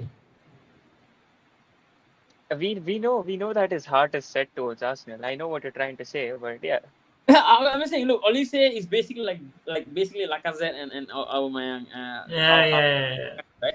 So I think Bayern have the money. They could sign, and I'm still doubting this. Why have they not come in for SA? Like, what is the problem? What is what do you think holding? about Javi Simons there, though? Mm-hmm. There's a lot of money though. That's a lot of money. Would Bayern um, pay that up? I think they would rather pay. Um, I think they would rather pay. Sorry, where did I lose? They would rather pay money less than I think they have some financial issues as well. I don't know, but then again, they would rather pay Palace that money. I think Palace are not asking for like full release clause being paid rather than Xavi Simons. We know how Leipzig are in terms of negotiations and Yeah. how they they're very very, very tough negotiators. So that could be a factor, but of course, as they want to stay in London, that's one of the biggest factors. People actually forget the factor of being in London. I'm not from there, but people around there, know better. Um, so I think there was one scenario where Alexis Sanchez chose Arsenal more than Liverpool. I know Liverpool fans will probably hate it, Mm-hmm. but that is a factor. He chose us more than Liverpool. Arsene made the whole move.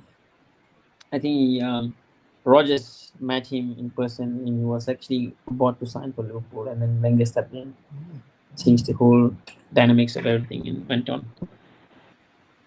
So yeah, so as a um again coming back to the scenario, I think I would say eight if Eze comes in, eight if Rodrygo comes in. I look, I think everyone wants an attacker. We really want a left winger, Yeah. I or mean, all the yeah. Go if ahead. we sign a striker, I mean, yeah, good. If we have signed Zubimendi, I love him. But if you're not signing a left winger, you are not addressing the issues that existed last season. I mean, Yeah. without signing a left winger, Arsenal is not winning the league. So who's your favorite Simple. signing so far? Zubimendi. I'll ask Aarush first. Who's your favorite signing so far? I'd say Zubimendi. I'd say Zubimendi Zubimendi. as well because We all that we all central we all in the progression. same scenario here. I love it. Yeah, So Parth, Zubimendi as Parth well. as well. Yeah, Zubimendi. Yeah, Zubimendi. I've Okay. actually cooked up so many scenarios with Zubimendi in my Bro, head, I man. wanted to Mhm. punch that guy if I actually saw him in person. Trust me, I was giving a hand of Arsenal shit every day. I was like, bro, he's not gonna come. He's not gonna come. I was giving him shit every day. I was like, no, I don't trust you. But he's not gonna come. Like he kept on saying, no, he's gonna come. I said, no, he's a bitch. He's not gonna come. That's what I said to him. Because he's literally, literally, this people who doesn't like me. If you ask me to go out of Malaysia, I'll probably think 10 times about it. Like, he's that type of person.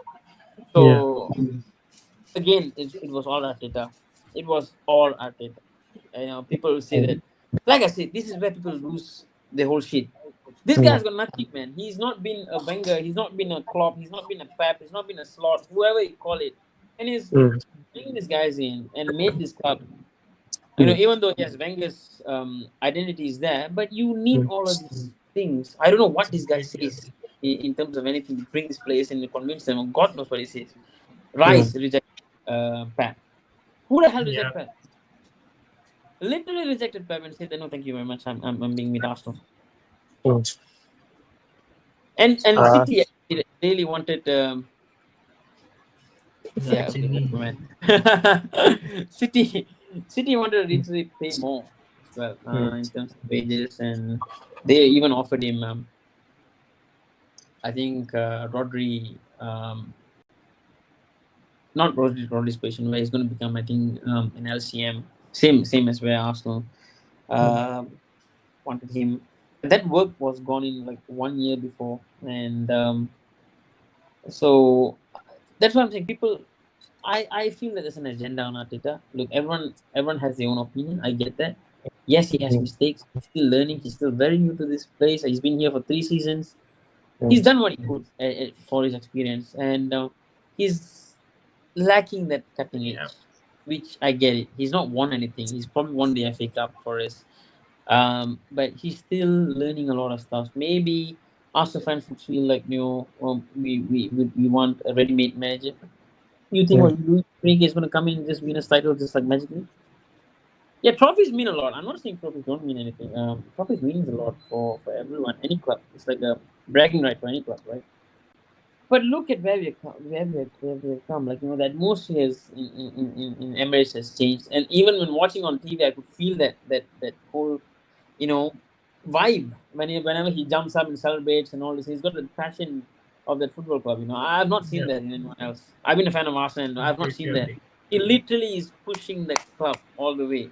So that's what I like about him. That is why I want him to do well.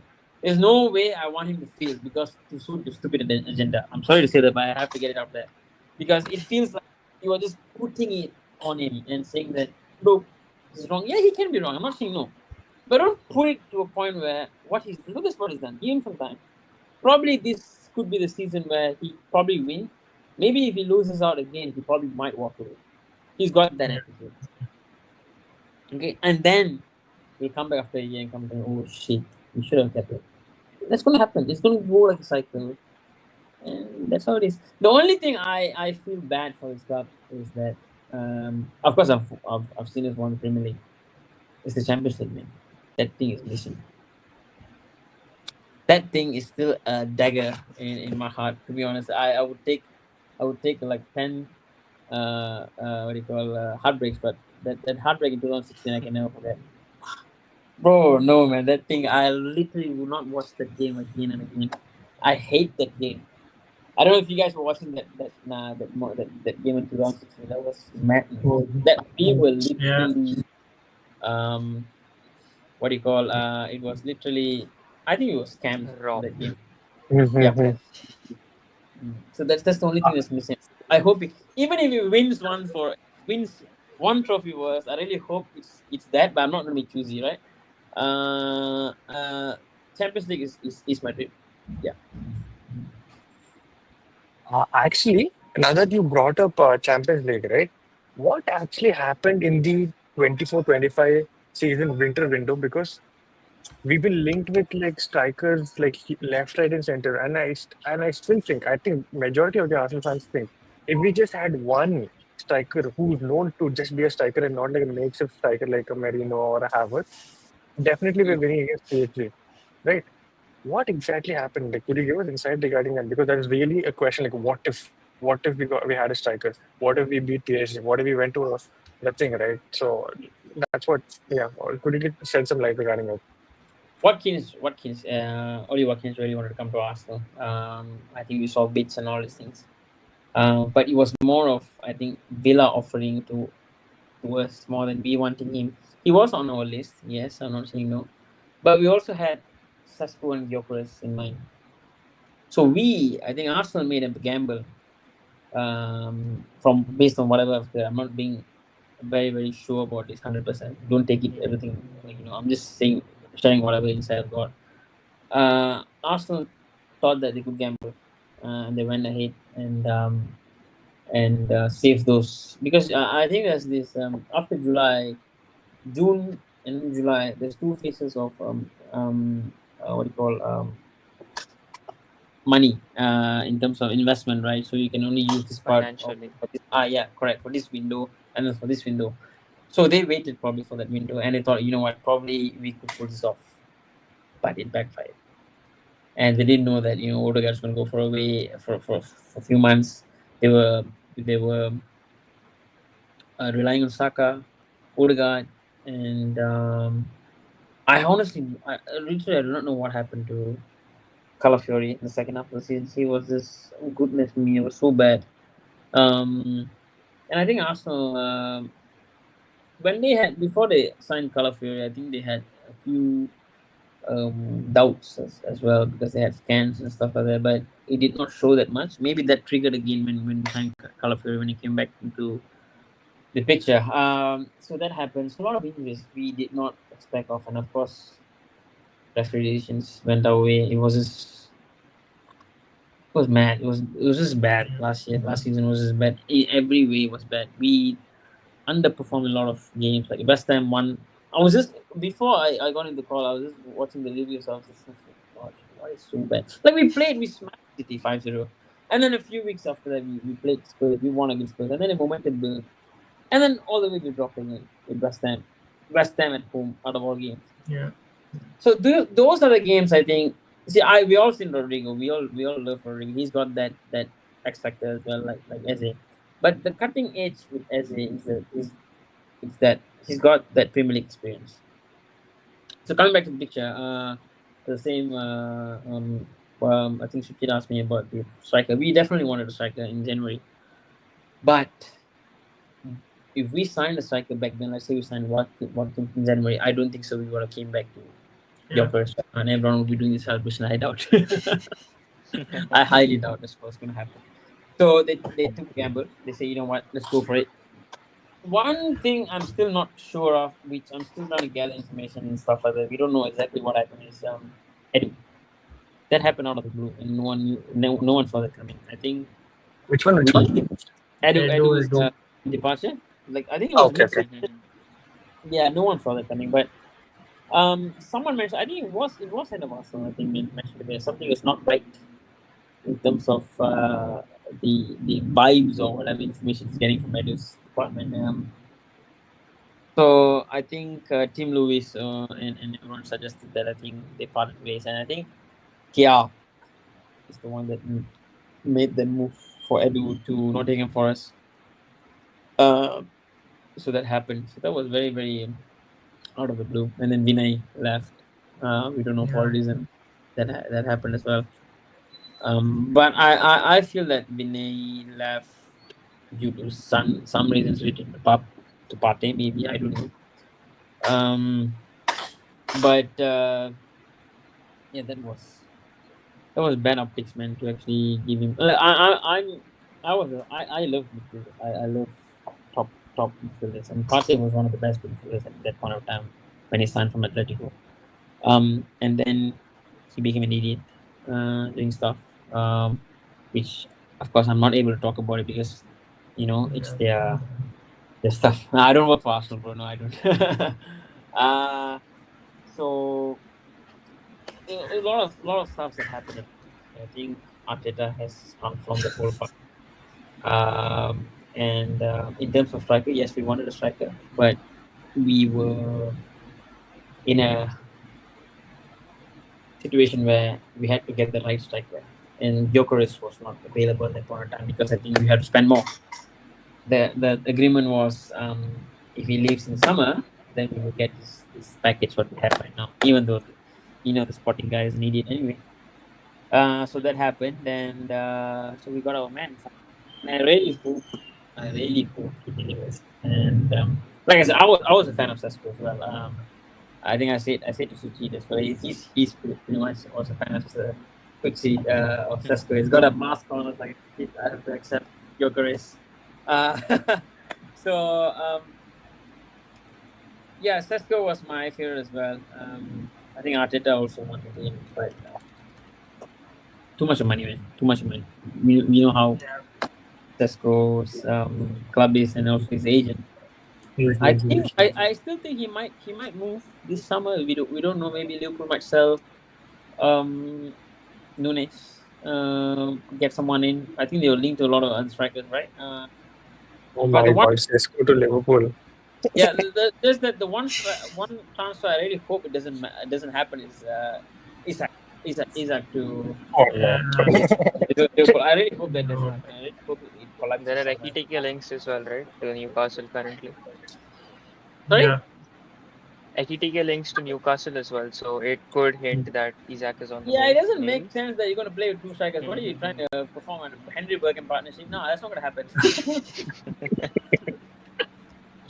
Yeah, it doesn't make sense. It makes zero sense. Maybe they're trying to get him in earlier so that they know that that might move in winter or next summer. He's definitely leaving. There's no way he's going to stay there for a long time. I agree. Actually, speaking of that, Zubimendi was the first target. Second target was Bruno Guimaraes. If we did not get Zubimendi, We heard this last summer, I think, from Hand of Arsenal as well. Yeah, correct. He was the second option, and we were supposed to go all in for Bruno Guimaraes if we didn't get Zubimendi. So, yeah, since it's out, it's already done. So, A guy who's a huge fan of Sesko but is accepting it how it is. I Like can see that. most. I can see that. You're taking it very well.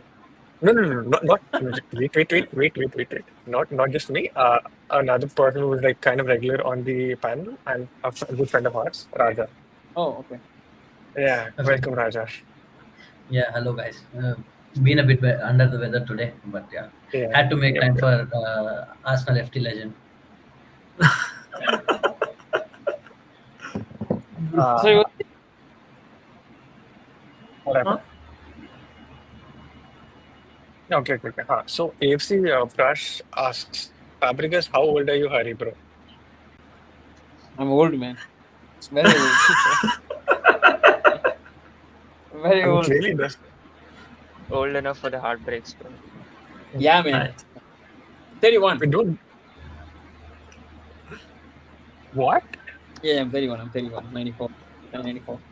30-year-old people don't look 30 anymore. Like, or am I just assuming that this? Yeah, I'm Because 31. Duck, I just because Duck said he was 30. Ash bro said he was like what 30 plus, and now you're also saying We are 30. And discussing ages out here, man. Come on. I mean that's what for Arsenal that's pretty old, right? But anyway, but yeah, Arsenal. Uh-huh. When did you guys support Arsenal anyway? Like, all of you here. Like, how old are you guys anyway? You probably in the late 20s. Very young. Huh. Early so 20s. we'll start with the oldest. Me, I'm 25. Okay, No, I guess. wait, no, wait, I guess. I'm 20, 24. I'm not yet 25. I'm 24. Next, I think is Parth. How old are you? I am 24. 24. Raja, recently Yeah, you 24. became 24. And the youngest, probably you can assume, Aarush. Yeah, I'm still 19. I saw that. I think yeah, you kind of have that look there. Man, I feel old.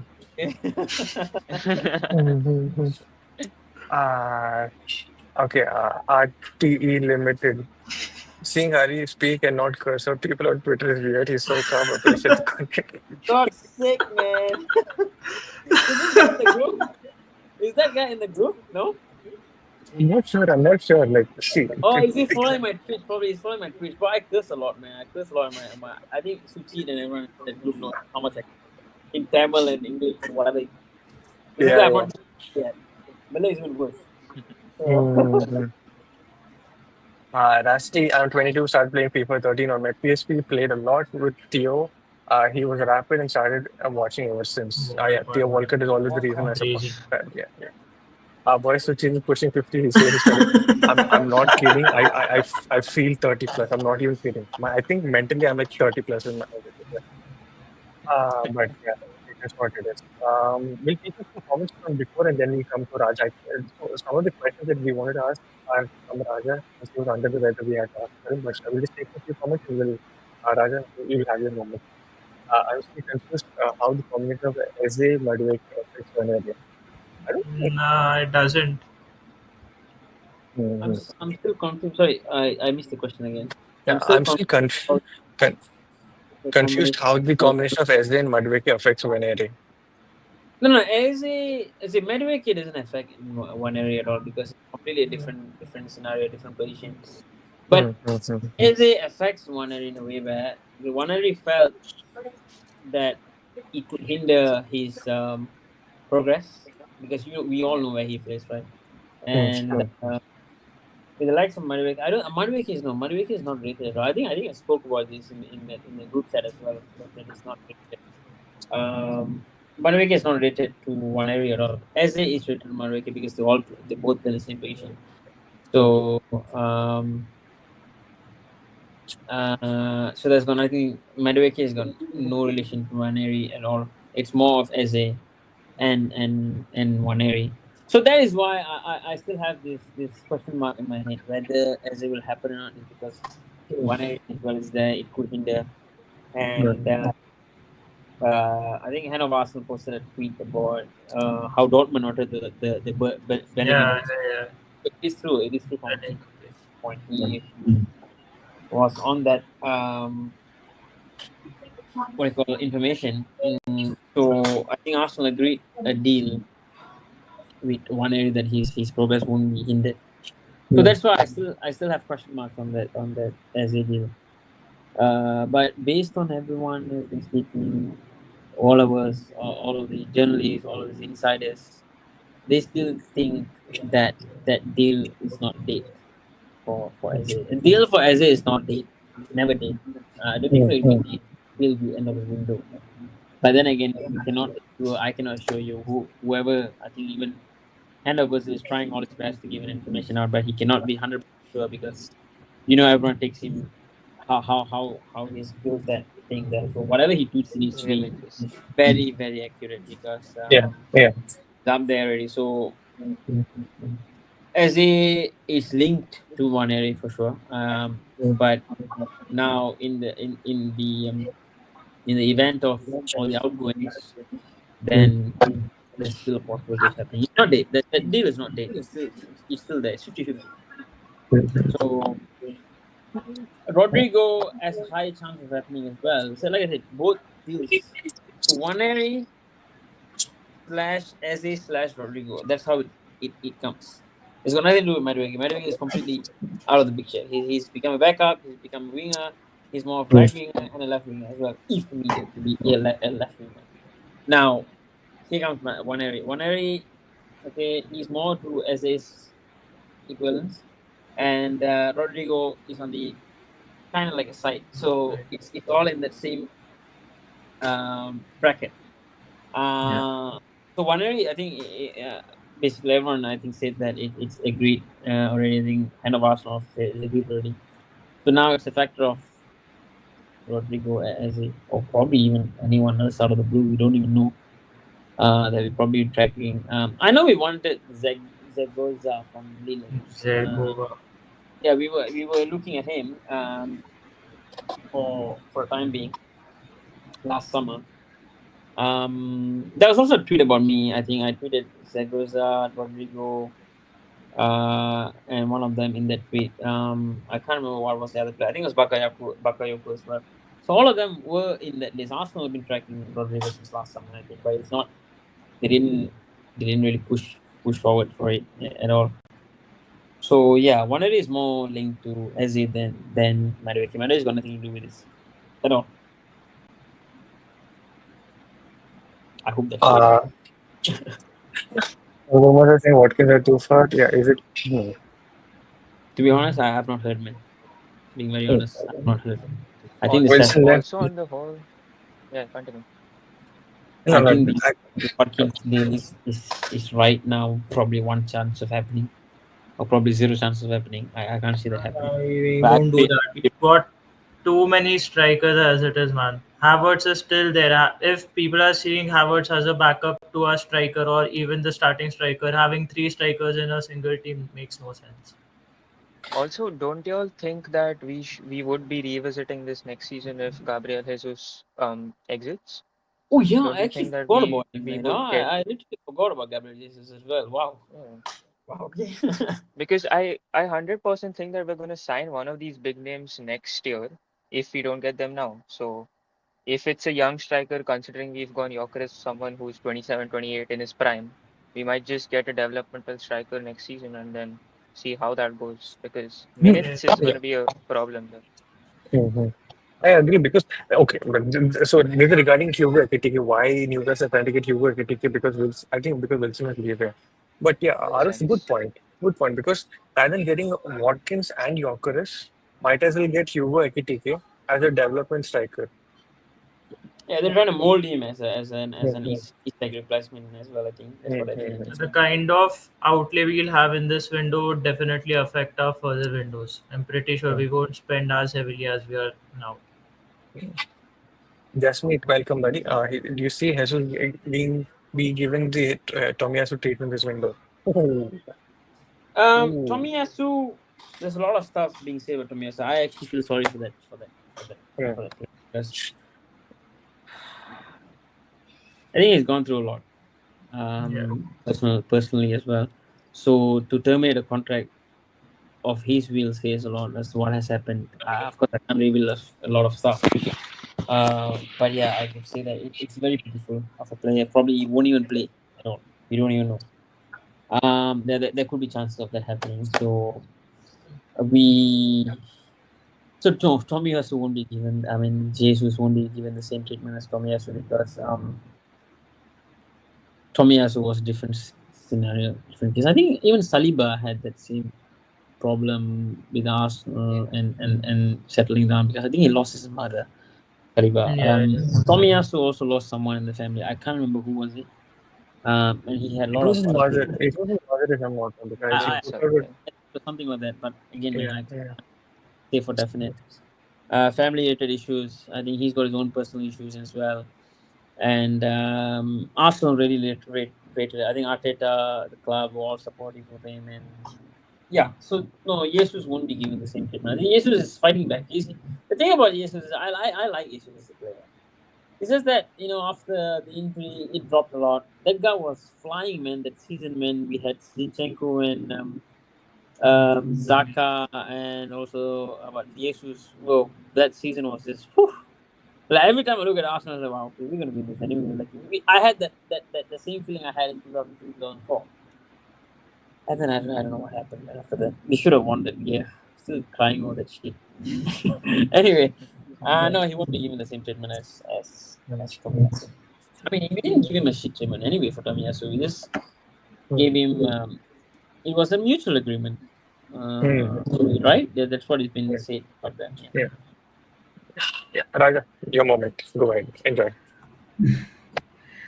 Yeah, hello, Harry, bro. I wanted to ask, like, before Kroenke's full takeover of the club happened, like, what was the situation at the club? Like, I heard like there was a battle for a decade between Usmanov and Kroenke's. And Mm-hmm. that's why maybe transfers were affected and all. Yeah, yeah. Vastly so because of this whole transition that happened. Because Kroenke was not fully owned. Usmanov had this part-time, part ownership, and then there was this lady who actually sold off a lot of shares to David Dean and all this thing. So this whole mix-up was going through the club, and it was a chaos at the club. So that is why I respect Arsene so much because in the midst of this, that man managed to pull us off in championship. Every season without spending, and I hate it. I still say this in the group chats.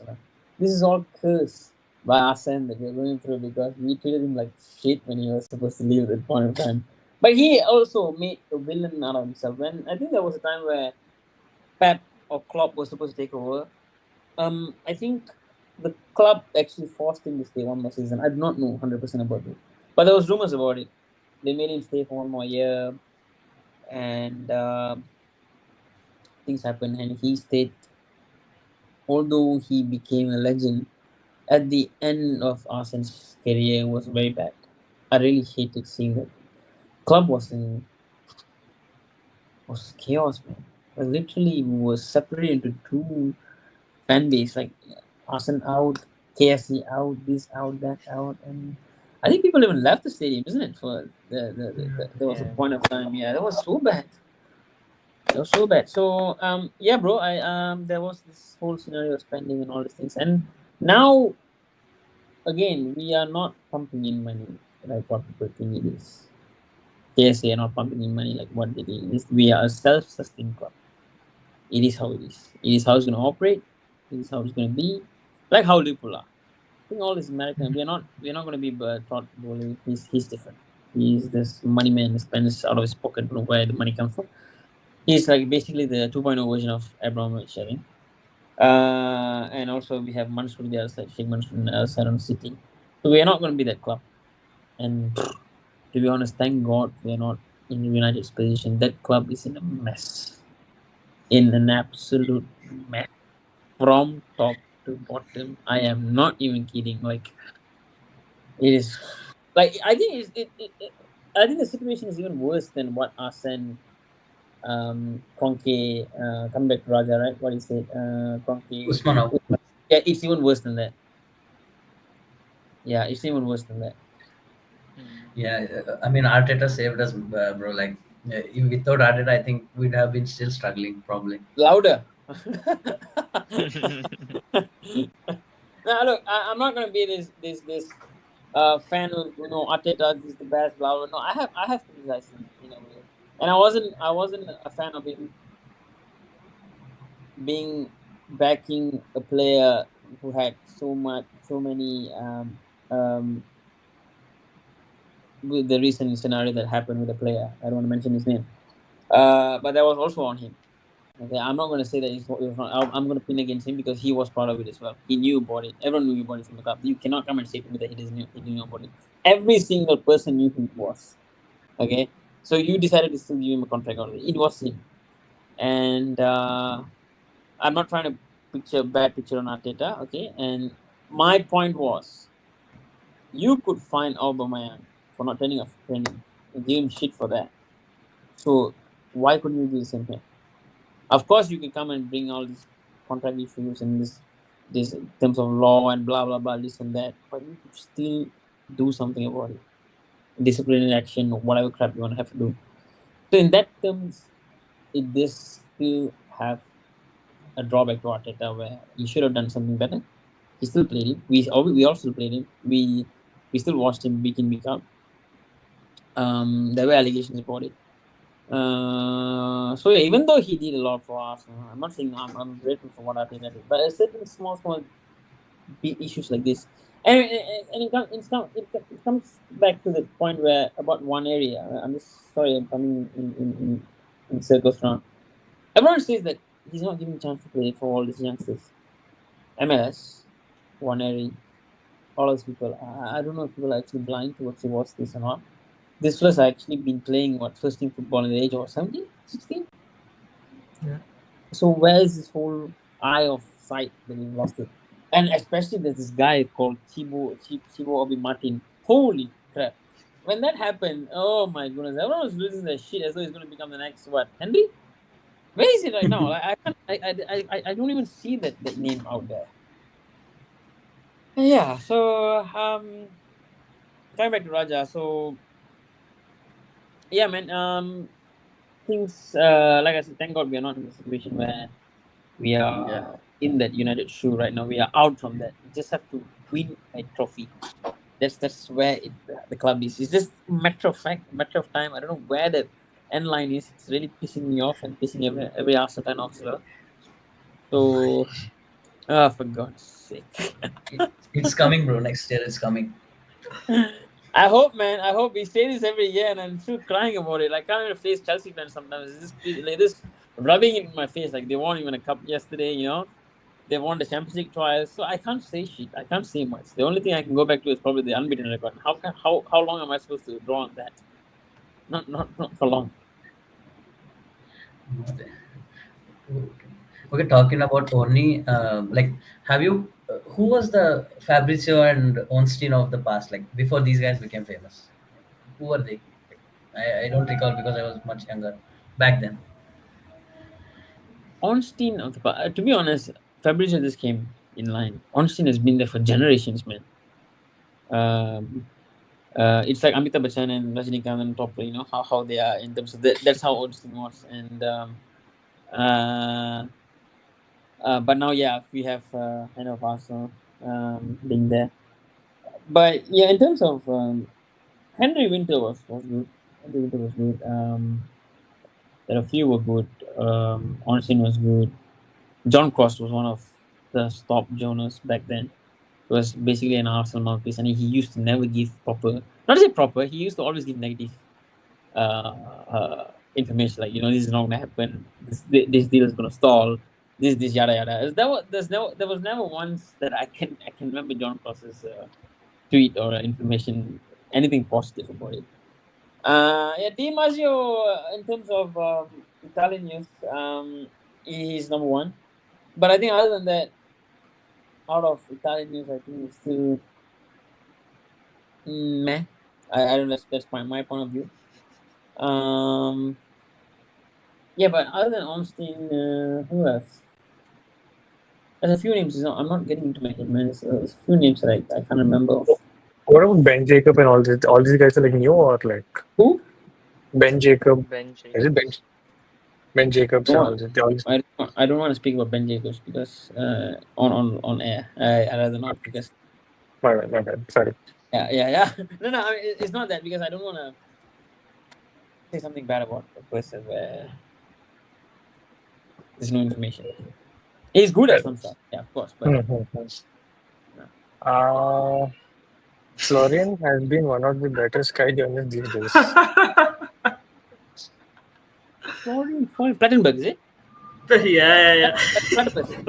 Yeah, look, some journals are good in their film, like in terms of Germany, we have Florian, we have Alto in Germany, and then we have that Leipzig guy in Germany. There's a Christian few in Falk is Germany. one, right? Hmm? Christian Falk is also from there. No. Christian He's from Falk. there, but I'd rather not see that. Yeah, I'd rather not go there. I think he's just. I don't want to speak, but yeah. Uh, who else? Florian Plettenberg in this window has been hit and miss. I mean, he tweets whatever he wants and something strikes. That one video of him, he said that he was very sure that Sesko was going to come to Arsenal. Remember, there was one video he said, "Guys, Sports, isn't it?" Yeah, he Yeah. said that I'm very sure and I can guarantee that Sesko is going to play for Arsenal. Okay. This one, this one is bizarre. Sahadio Mane. Uh, no one can beat Hannah Goswami. Oh God. Oh Oh, goodness. Okay. opinions on Kaveh. Rather not. Kaveh, I rather not speak. I just don't want to speak. Shade is good. Shade is good. Shade is good. Shade's been good. But I think Sun, Charlie White in Sun, a few of them, Charlie White. There's a few in Sun papers as well. Like you can't simply say let's say look at Sun Sports and say that you know what it's coming from this particular paper, so that means it's gonna be shit. But then look at the editor who look at the Journalist. journalist that just wrote that up. Like Sammy Bell was there. He was more of a Chelsea journalist back then. He was giving all Chelsea news, but now he's switched on more to Arsenal. He was in Daily Mail. Paul Brown as well. He was from Daily Star, and then now he's I don't know if he's freelance or not. Who else is there? Sam J Dean, James Bain, Telegraph. Jordan Davis. Yes, correct. Jordan Davis. Jordan Davis. I'm not too sure, but Charlie, yes. Charlie was good. Charlie White was very good. I think there was a time where he was the only one who was reporting exact news for Bundia. Remember that year where Yes. we had Bundia or Odegaard? He was exactly on the ball for Bundia, Charlie White. And then when it comes to English Premier League press, right, especially the local papers are the best. Um, I'm not sure about Standard. I think there were a few Wolves or Sheffield United. Is this like a certain thing where you're saying that Hand of Arsenal Hmm. is a local? Is that what you're implying? No. Bro, everything now has been interpreted differently. Jesus. Okay. Uh, I'm uh, kidding, I'm kidding, I'm kidding. but actually, he could be. He could be. Yeah, he Uh, could be. uh, Could be. So Miguel Delay. Rather not speak. Anyway, okay, one source. Yep. Hagan is not a Yeah. source. So he's just a fan like us, and I think Hagan basically. I think the whole point of hating him and all these things. It's because of that one. I think there's one. Remember Upamecano? I think there was one transfer window that he actually said Upamecano is coming, and then they made the whole meme out of it. And ever since then, they've been trolling him. But he's a nice kid, man. He's still studying for journalism, and he wants to do the best. But let's see. Brian Glanville, Martin Samuel. Can't remember, but there's a few in Mirror. Kajumba. I actually don't know where did Kajumba go. Adrian Kajumba. He's actually very good for Saka's agency and Ez's agency and stuff like that. Adrian Kajumba, Tom McCullough, something like I can't remember. I can't spell it properly. Man. What's his name like? But those kind of fellas are all. I think Leicester. Kajumba was good. Or There's another one actually broke the Ben White news. A few of them, a few of the local guys are actually very good. Tamji, like I said, is good as well. Um, so Fabrizio was never in the picture for me. Like me and Fabrizio had a war on each other. Yeah, yeah, What? yeah. Yeah. I went I against. remember, bro. Yeah, I Who remember remembers it? that. Yeah, So maybe. Yeah, I do remember that time. Yeah. yeah, a party. He said he's not coming. I said we watch him sign for us on the last day, and he was literally losing his shit. And there was a local press paper, DVNUC, if his name was Atletico Madrid guy.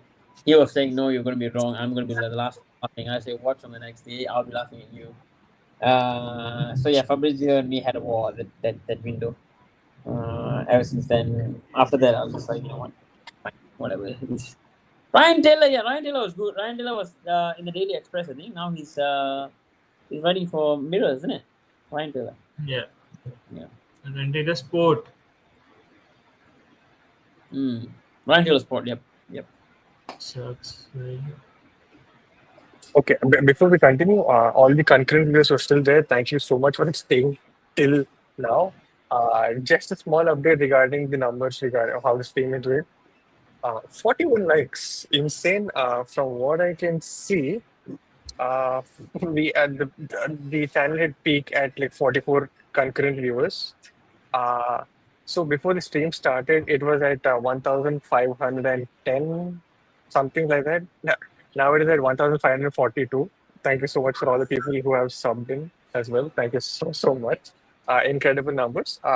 Just want to say we'll stay for like another like 5-10 minutes. All the concurrent viewers who are still there, uh, send in all your comments. We'll try to take as much as possible, but we'll try to wrap it in 5 minutes because it's already getting too late for all the people who are not where I am right now. Let's just say that. Yeah. Is that like cricket going on right now? Is it Yeah. cricket? It's over. Got over. Well, what are you guys It's doing, man? Like, what are you guys doing right now? You're supposed to be watching cricket, isn't it? no. This is important. This is important. It's genuinely important. So, yeah. So all the content, bring in all your comments for the next 5 minutes. We'll take them and we'll discuss and all of that. Cool. If we go back to football and just Arsenal, what do we do with Gabriel Jesus' big wages forced sell to Saudi? I don't think so. We can do anything right now. He's still recovering, isn't it? When is he back? I think in October. Yeah. When is he back? September, October. Yeah, I don't think so. We can do anything about it right now. Probably in January, maybe we'll see. I think he would be a good asset once he recovers. Yeah, once he recovers, I think he'll probably be a good asset. But I don't think Arsenal can do anything right now until the window opens in winter, and then we see what's going to happen. Yeah. Parth, Raja, Aarush, what do you think? Do you think he'll be a great asset come the running that we have in like December to like February period, or like it's fine like, in January if you can sell, just sell. January is very cool. Havertz Eighthworth says Mikel buried AFC Bell, hand of Arsenal, be aware. Okay. If you are, I think clearly you were not there from the start. So, Rebro said that so much things went down, some things which can't be discussed, at least here. So, let's not go there for now. Yeah. Yeah, Ainsley, what? On the The poll. random one was. Bro, crazy. But yeah. Yeah, you guys want to discuss something else that we have not yet discussed? Bring it up 5-10 minutes, we can take off. Does Palace want Reese? The source, man. No. That is one ITK I don't trust at all. It is that 2 SAFC guy who said that it would be Palace are interested in Reece Nelson for £15 million. Bro, I think that Reece other got guy, no? Reece has AFC Reece has Mo a lot of something like offers. he was also saying the same thing. Reece has a lot of suitors, so we don't know for certain that he's gonna go to a certain club yet. So in the next But few, if he's to go to Palace, that would be the perfect move. It would be a good move for him, and it would help us lower down SA's price. Definitely uh, helps.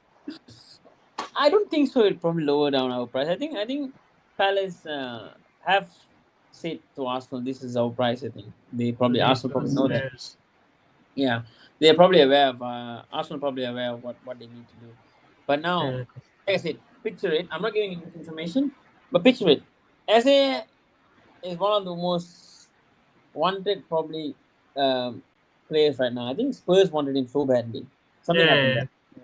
Yeah. And then we have Bayern Munich, who is after Musiala's replacement. He's not moved yet. Of course, Eze, I think, he's still on holiday. His agent is probably still on holiday as well. So all of this stuff, only when they come back, we'll probably know.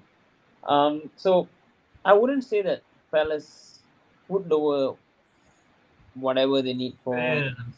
for Eze, but they could be lenient in terms of their structural payment. Like, I think podcast guys, and the podcast guys actually said that those guys are very close to Eze's family and the agent, so they know what they are actually tweeting. And so when they say that Palace are open to it, that means Arsenal know the price. This is the price. This is how much we can pay. Blah blah blah. Yada yada yada. So Arsenal probably have informed as a look. This. We'll keep in touch. Blah blah blah. This and that. These are our requirements. And as a will probably be like, okay, if I go, I'm going to Arsenal. Or if I'm going to say that Palace, we don't know what's going to happen next because I don't think so. I think Morgan Gibbs White is probably going to Spurs from whatever reports we are seeing right now Yeah. because I know Tottenham was very keen on on SA, and they were so confident on getting SA. Something happened there, so we just have to wait and see who's going to go in for SA. Except, I mean, besides this, same goes to Rodrygo. I think Rodrygo has been linked to Liverpool, but Chelsea might come up, and then City are still there. City have been long term admirers of Rodrygo as well. But that boy needs to decide where he wants to go. I think he has Arsenal on his top agenda. But I Yeah. still feel he's one leg in, one leg out. That vibe I get from every news with Rodrigo. Not the same with Eze. Eze is the same as Zubimendi, same as Gyökeres, same as Mosquera. All of these guys who are hell bent on Arsenal. When it Yes. comes to Rodrigo, I don't know. Yes.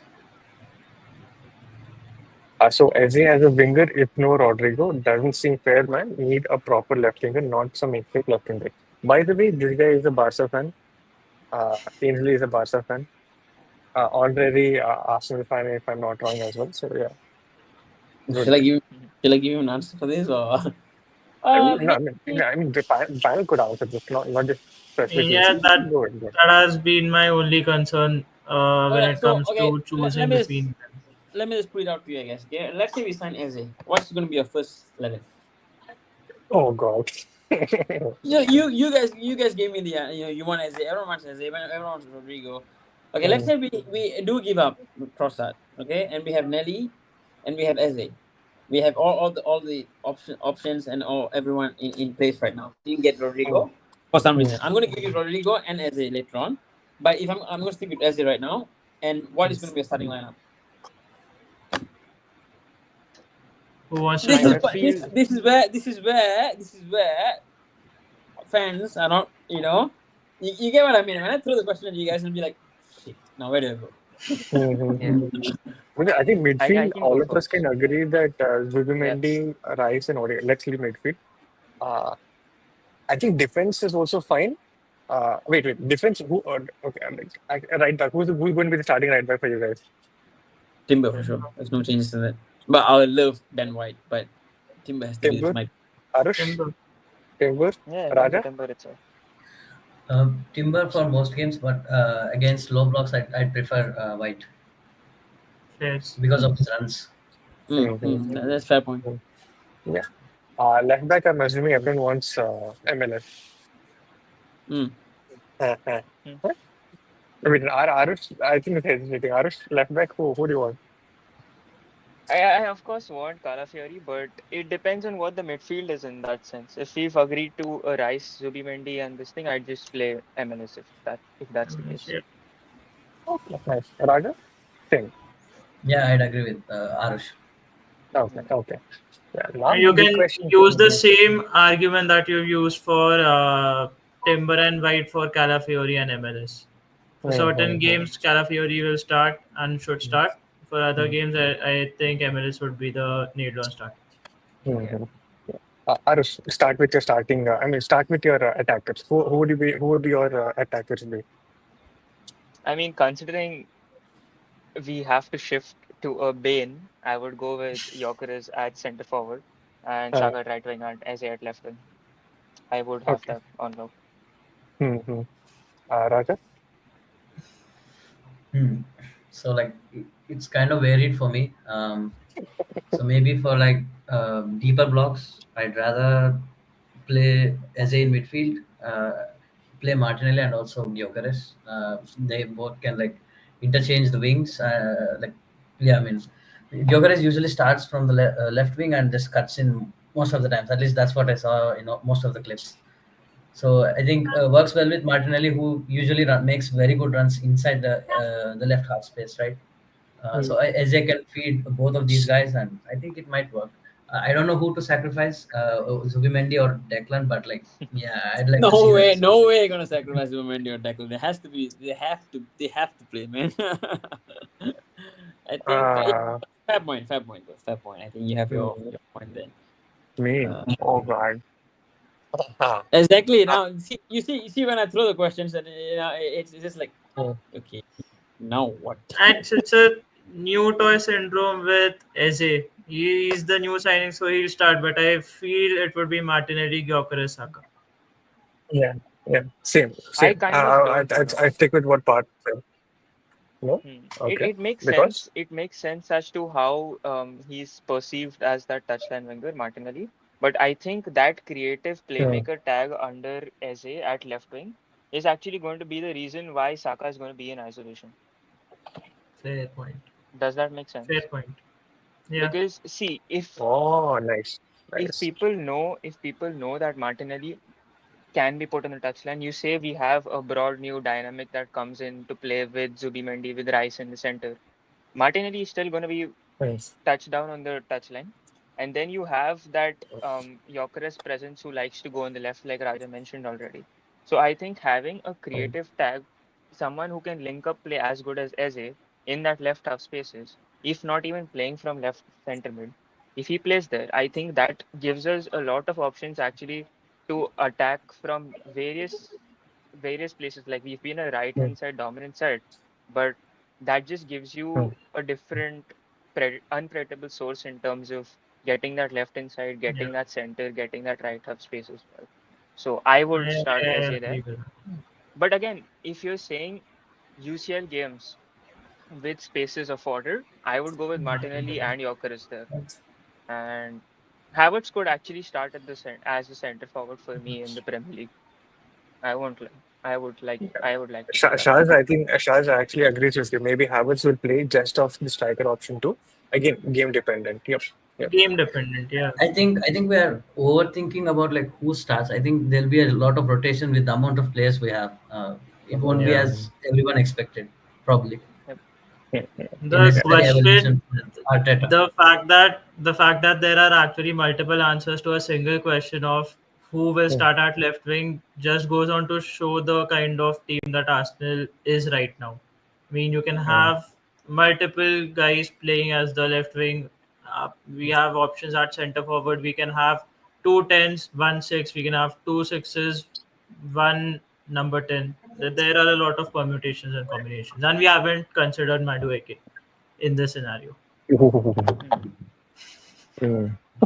Off the I think Harry. bench, off the Yeah. bench, and Is Of this the the chaos. is this the Arsenal I know? Spoiled for choices, huh?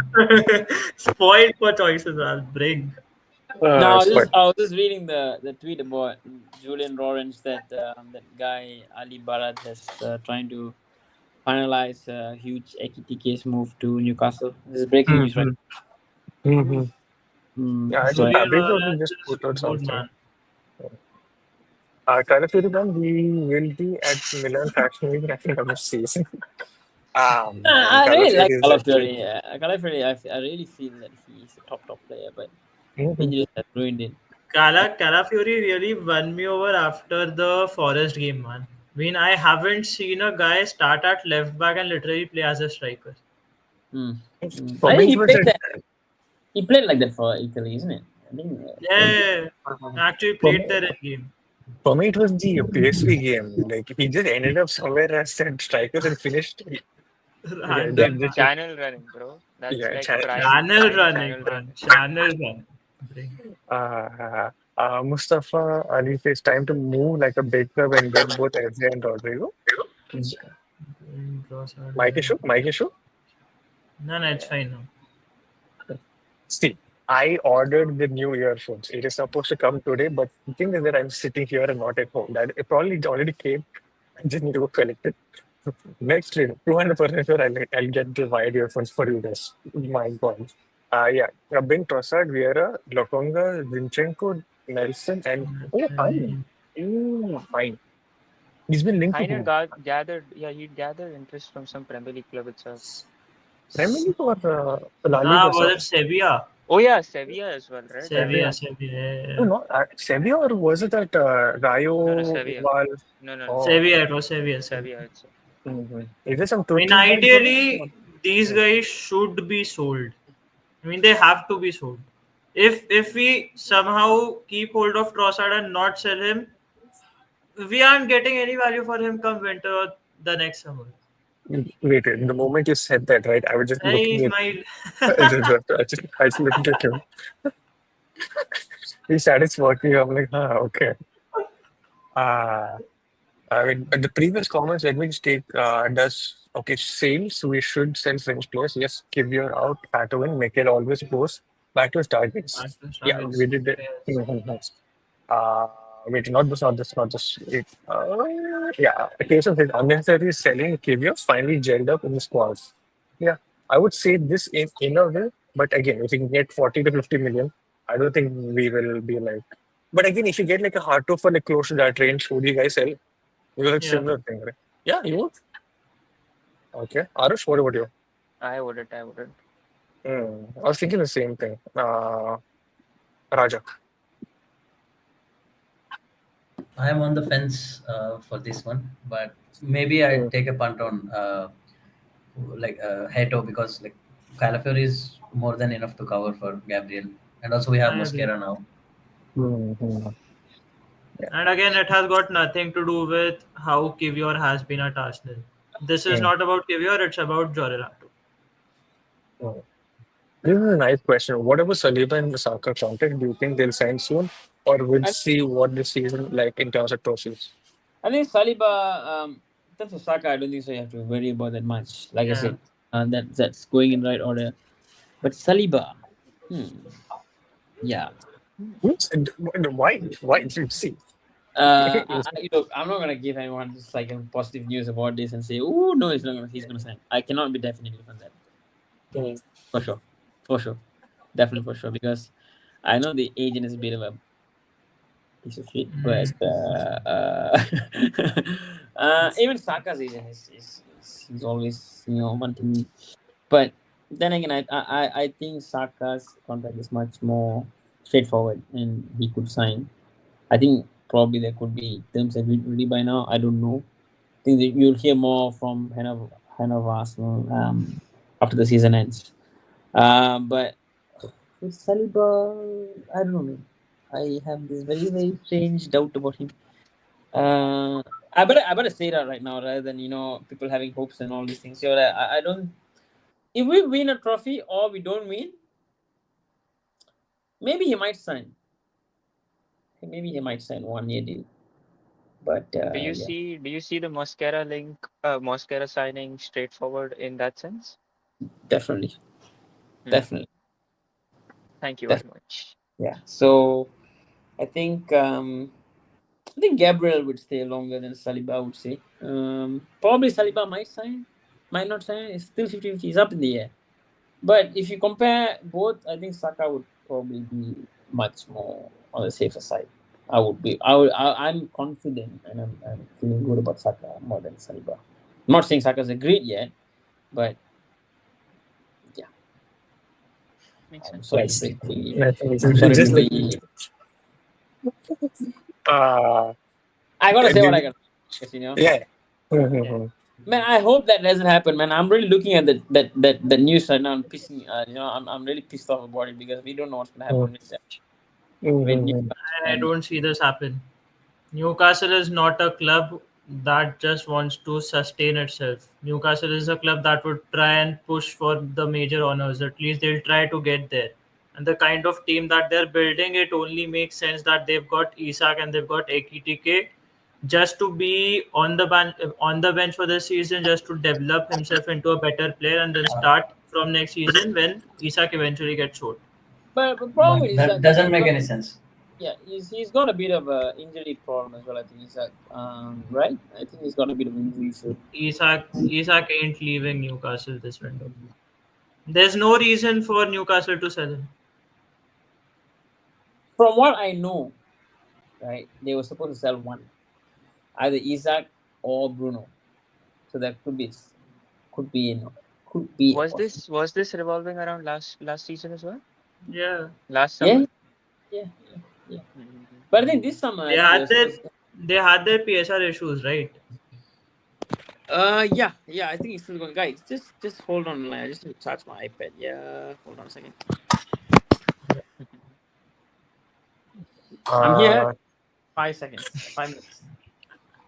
Yeah. yeah. We'll take the rest of the covers for now. Hato offers more in attack, especially. Yeah, fair enough. Ainsley, I can't wait to take all the performance and chat with Parth and ask him for apologies. You forgot in See, Raja, man. But to be fair, Raja's actually back on the train. So yeah. I'll happily eat the humble pie. I've got no issues. I can slander Martinelli for my life, and I still want the best for him. So yeah, How is slandering him for life and hoping for the best? because I don't believe that he will improve a lot at Arsenal. If he proves me wrong, good. I mean, simple. That's basically like hedging your slating him I by mean, saying that, oh, at maybe we the can use him at skilled the and end of the day, I support Arsenal. I just want the best for our club, and if that means Martinelli comes in and scores goals, why would I complain? Why would I Mhm. complain? Okay, so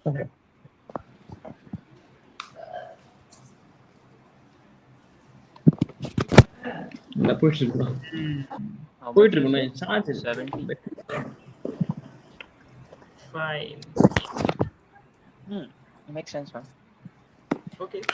It makes sense as to what Haree had also said in terms of developing him into an Isak, even with Isak staying. I think it makes sense. But again, Yeah. it is not something in terms of two striker. Maybe, I mean, it Yeah. is also dependent on how Ekitike sees the Premier League minutes and Champions League minutes as well. And that in itself is the reason why he could choose that. But yeah, Yo. I don't see it, man. Like because it's a World Cup year as well. Like he want to be in the hmm World Cup squad as well. It doesn't make sense for him to move just to get benched. I just but don't I see it. think I still feel Even that even that benefits him. uh, maybe I don't know, but like even if Isak moves to Liverpool, I'm not concerned. Mm. hmm Makes sense. I'll be very honest. If we got Sesko, I wouldn't have complained regarding this, but you're not getting Sesko and Isak might go to Liverpool, I'll cry. I'll just cry, straight up cry. I mean, it is what it is. Benjamin Sesko is not joining Arsenal. He means nothing to me. It's all Gyökeres for me now, and I'd back him till the very end. So yeah, I'm not concerned about us not signing Sesko. Not one bit. Remember this as well. I just hope it doesn't end up like Konate or Trent with Saliba. Fair, fair enough. could not. Yeah, I know Sucheet, I know, but I have to Acha. say it out.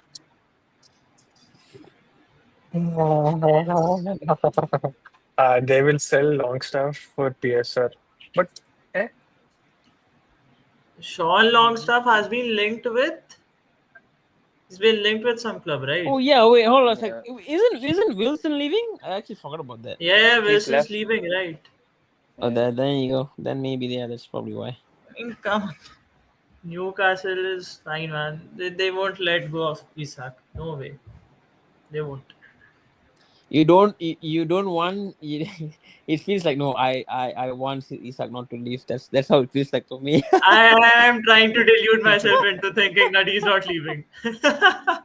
Yeah, proposed higher than 70 million previously. Blah blah blah. Negotiations underway. Hmm. Fair, I mean, all right. Liverpool fans are gonna go in another title. The Isak to Liverpool trader is going to Oh go full goodness me, speed this now, guy's man. gonna be unbearable right now. Don't even ask Anyway, me. we just gotta bear with this until the season. I mean Yeah, the window shuts. Yeah, well, the thing is, right? Is Isak really?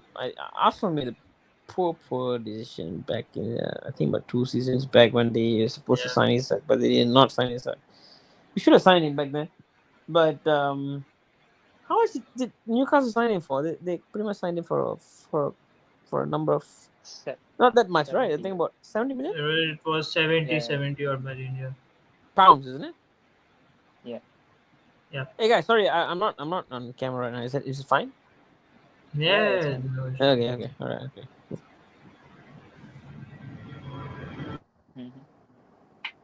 Ekitike will be on the bench for France too. What do you mean? But True. getting a call up for France is getting a call for your national team itself for the World Cup is a big thing, man. Mm. Uh, what do you guys think about bro? The crash out was insane. I built a ship that I didn't think it was sinking. You guys didn't believe What me. was that This that tweet, man? bro. See, can somebody send that tweet to me because I muted him, so I can't find him in my search. So if you guys could like somebody send it, I'll just share it on Who's screen. this guy? Not. Oh yeah, I don't want to say No names. Yeah. new thing. No new thing. Yeah. That's yeah. No, yeah. Yeah. Oh, insane crash out, man. Insane crash out. Like, oh my God.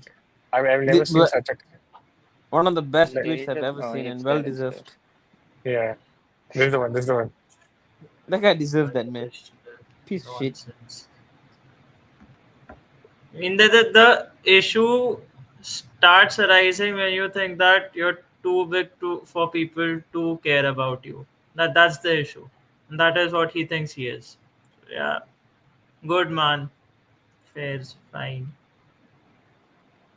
Okay. Last two comments and we'll wrap it up. Do you think that Gordon is it possible for lefting from Newcastle? That guy would It probably is, sell himself to go to Liverpool rather than coming to us. To be honest, yeah. and keep that Gordon in mind. He played for Everton. Gordon loves Liverpool. By the way, yeah. I mean, if it's gonna choose either us or Liverpool, he's gonna go for Liverpool. Although, Hmm. yeah, I hope he goes to Liverpool, man. Yeah. Yeah. Oh. Anyways, that's it from us. Almost I had a 20. question. I have Go, a go, question. go on, go on, go on, go on, go on. It was something that I wanted to ask Hari previously, but it was based on Carlos Cuesta leaving the club and also based on how Gabriel Hines was signed. So anything on that you would like to say or you know about? It's like, yeah, it's quite obvious that you would know something about it. So yeah. I think Carlos Cuesta, the year before itself, I think he had an offer, but I think Arteta held him back, and he didn't want to go. And I think Haynes was more of a close person to Arteta, and I think has been.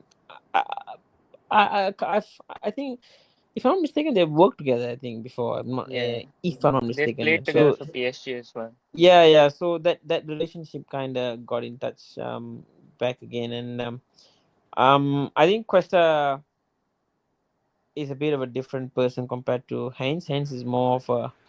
I think we have all seen how Heinz is when it comes to touchline and all these things. Good luck to the Arsenal players. I hope it doesn't.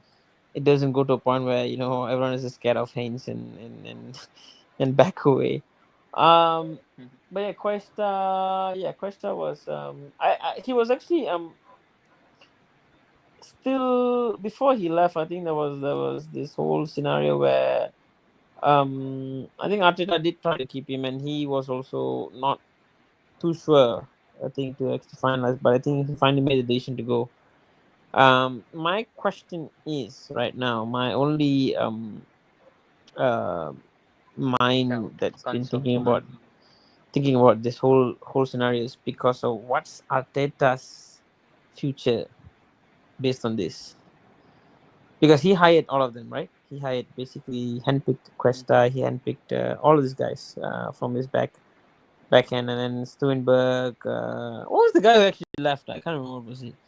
Um, The academy damn. coach, you say? No. There's another guy, Stuenberg. Yeah. There was another guy. Can't remember what was his name. There's three of them. Arteta, Stuenberg, and there's another guy. I can't remember exactly what was his Airport, name. Alford, not Ah, Albert. that's Some Loivenberg. Holland. That's Some Loivenberg. no, it's another guy. So yeah, based on that, I don't know whether this is related to Arteta's future, and probably Cuesta saw it and left way before anyone could leave or what. I do not know, but I know he had offers last summer as well. Cuesta definitely had offers last summer and he didn't go. So this time he took that opportunity to go and work on it. That's how Makes it sense. Makes sense. developed. Yeah, I actually didn't know much about it. Only when the news came out, I started digging about this and getting to know what actually happened. But there were news about Cuesta getting offers from abroad. Um, Last summer, I think there was one. I think one or two English clubs as well inquired him. Yeah. Yep. Yeah. There Ah, was another yeah, guy. yeah, I can't yeah. remember.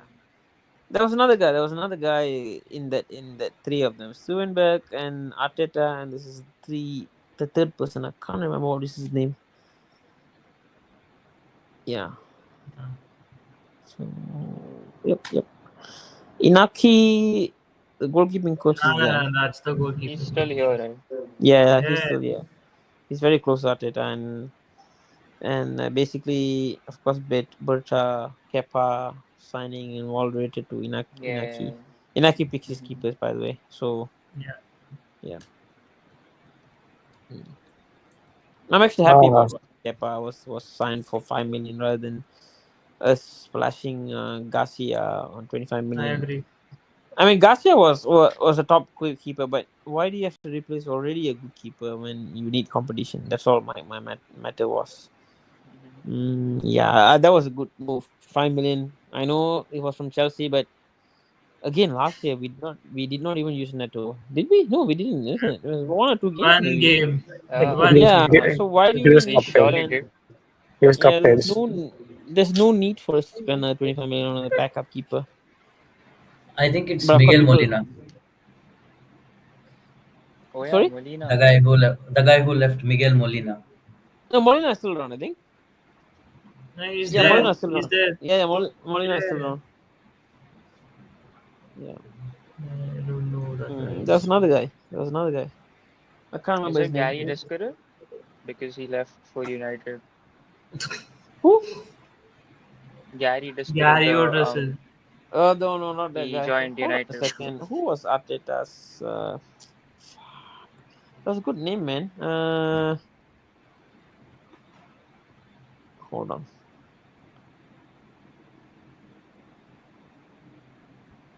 Coaching staff. I'm guessing here.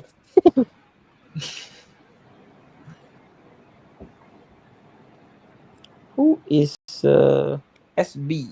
Stevenberg is one. Steve Rollin, isn't it? Steve something. Steve Round, Steve. yeah, yeah, Steve Yeah, Round. Steve Round. Steve Round. Yeah, correct. Ah, Steve Round. Something happened. With Steve Round, I think, with Arsenal. I can't remember what exactly happened.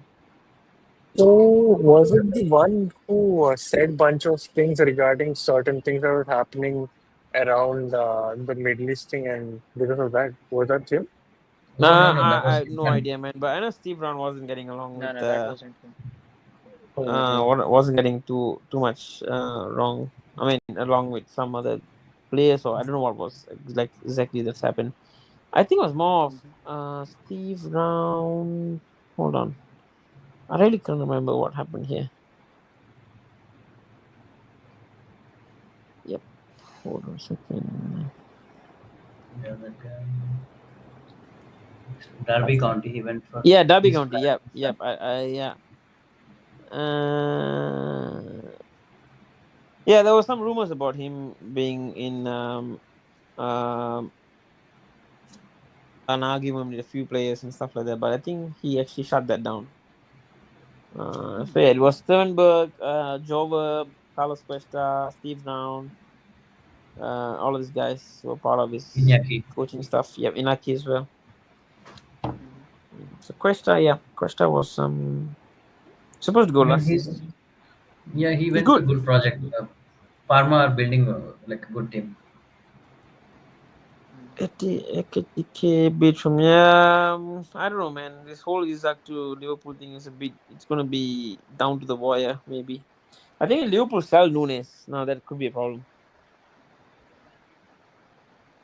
Yeah. Anyways, Falcon views I think are done with the stream as well.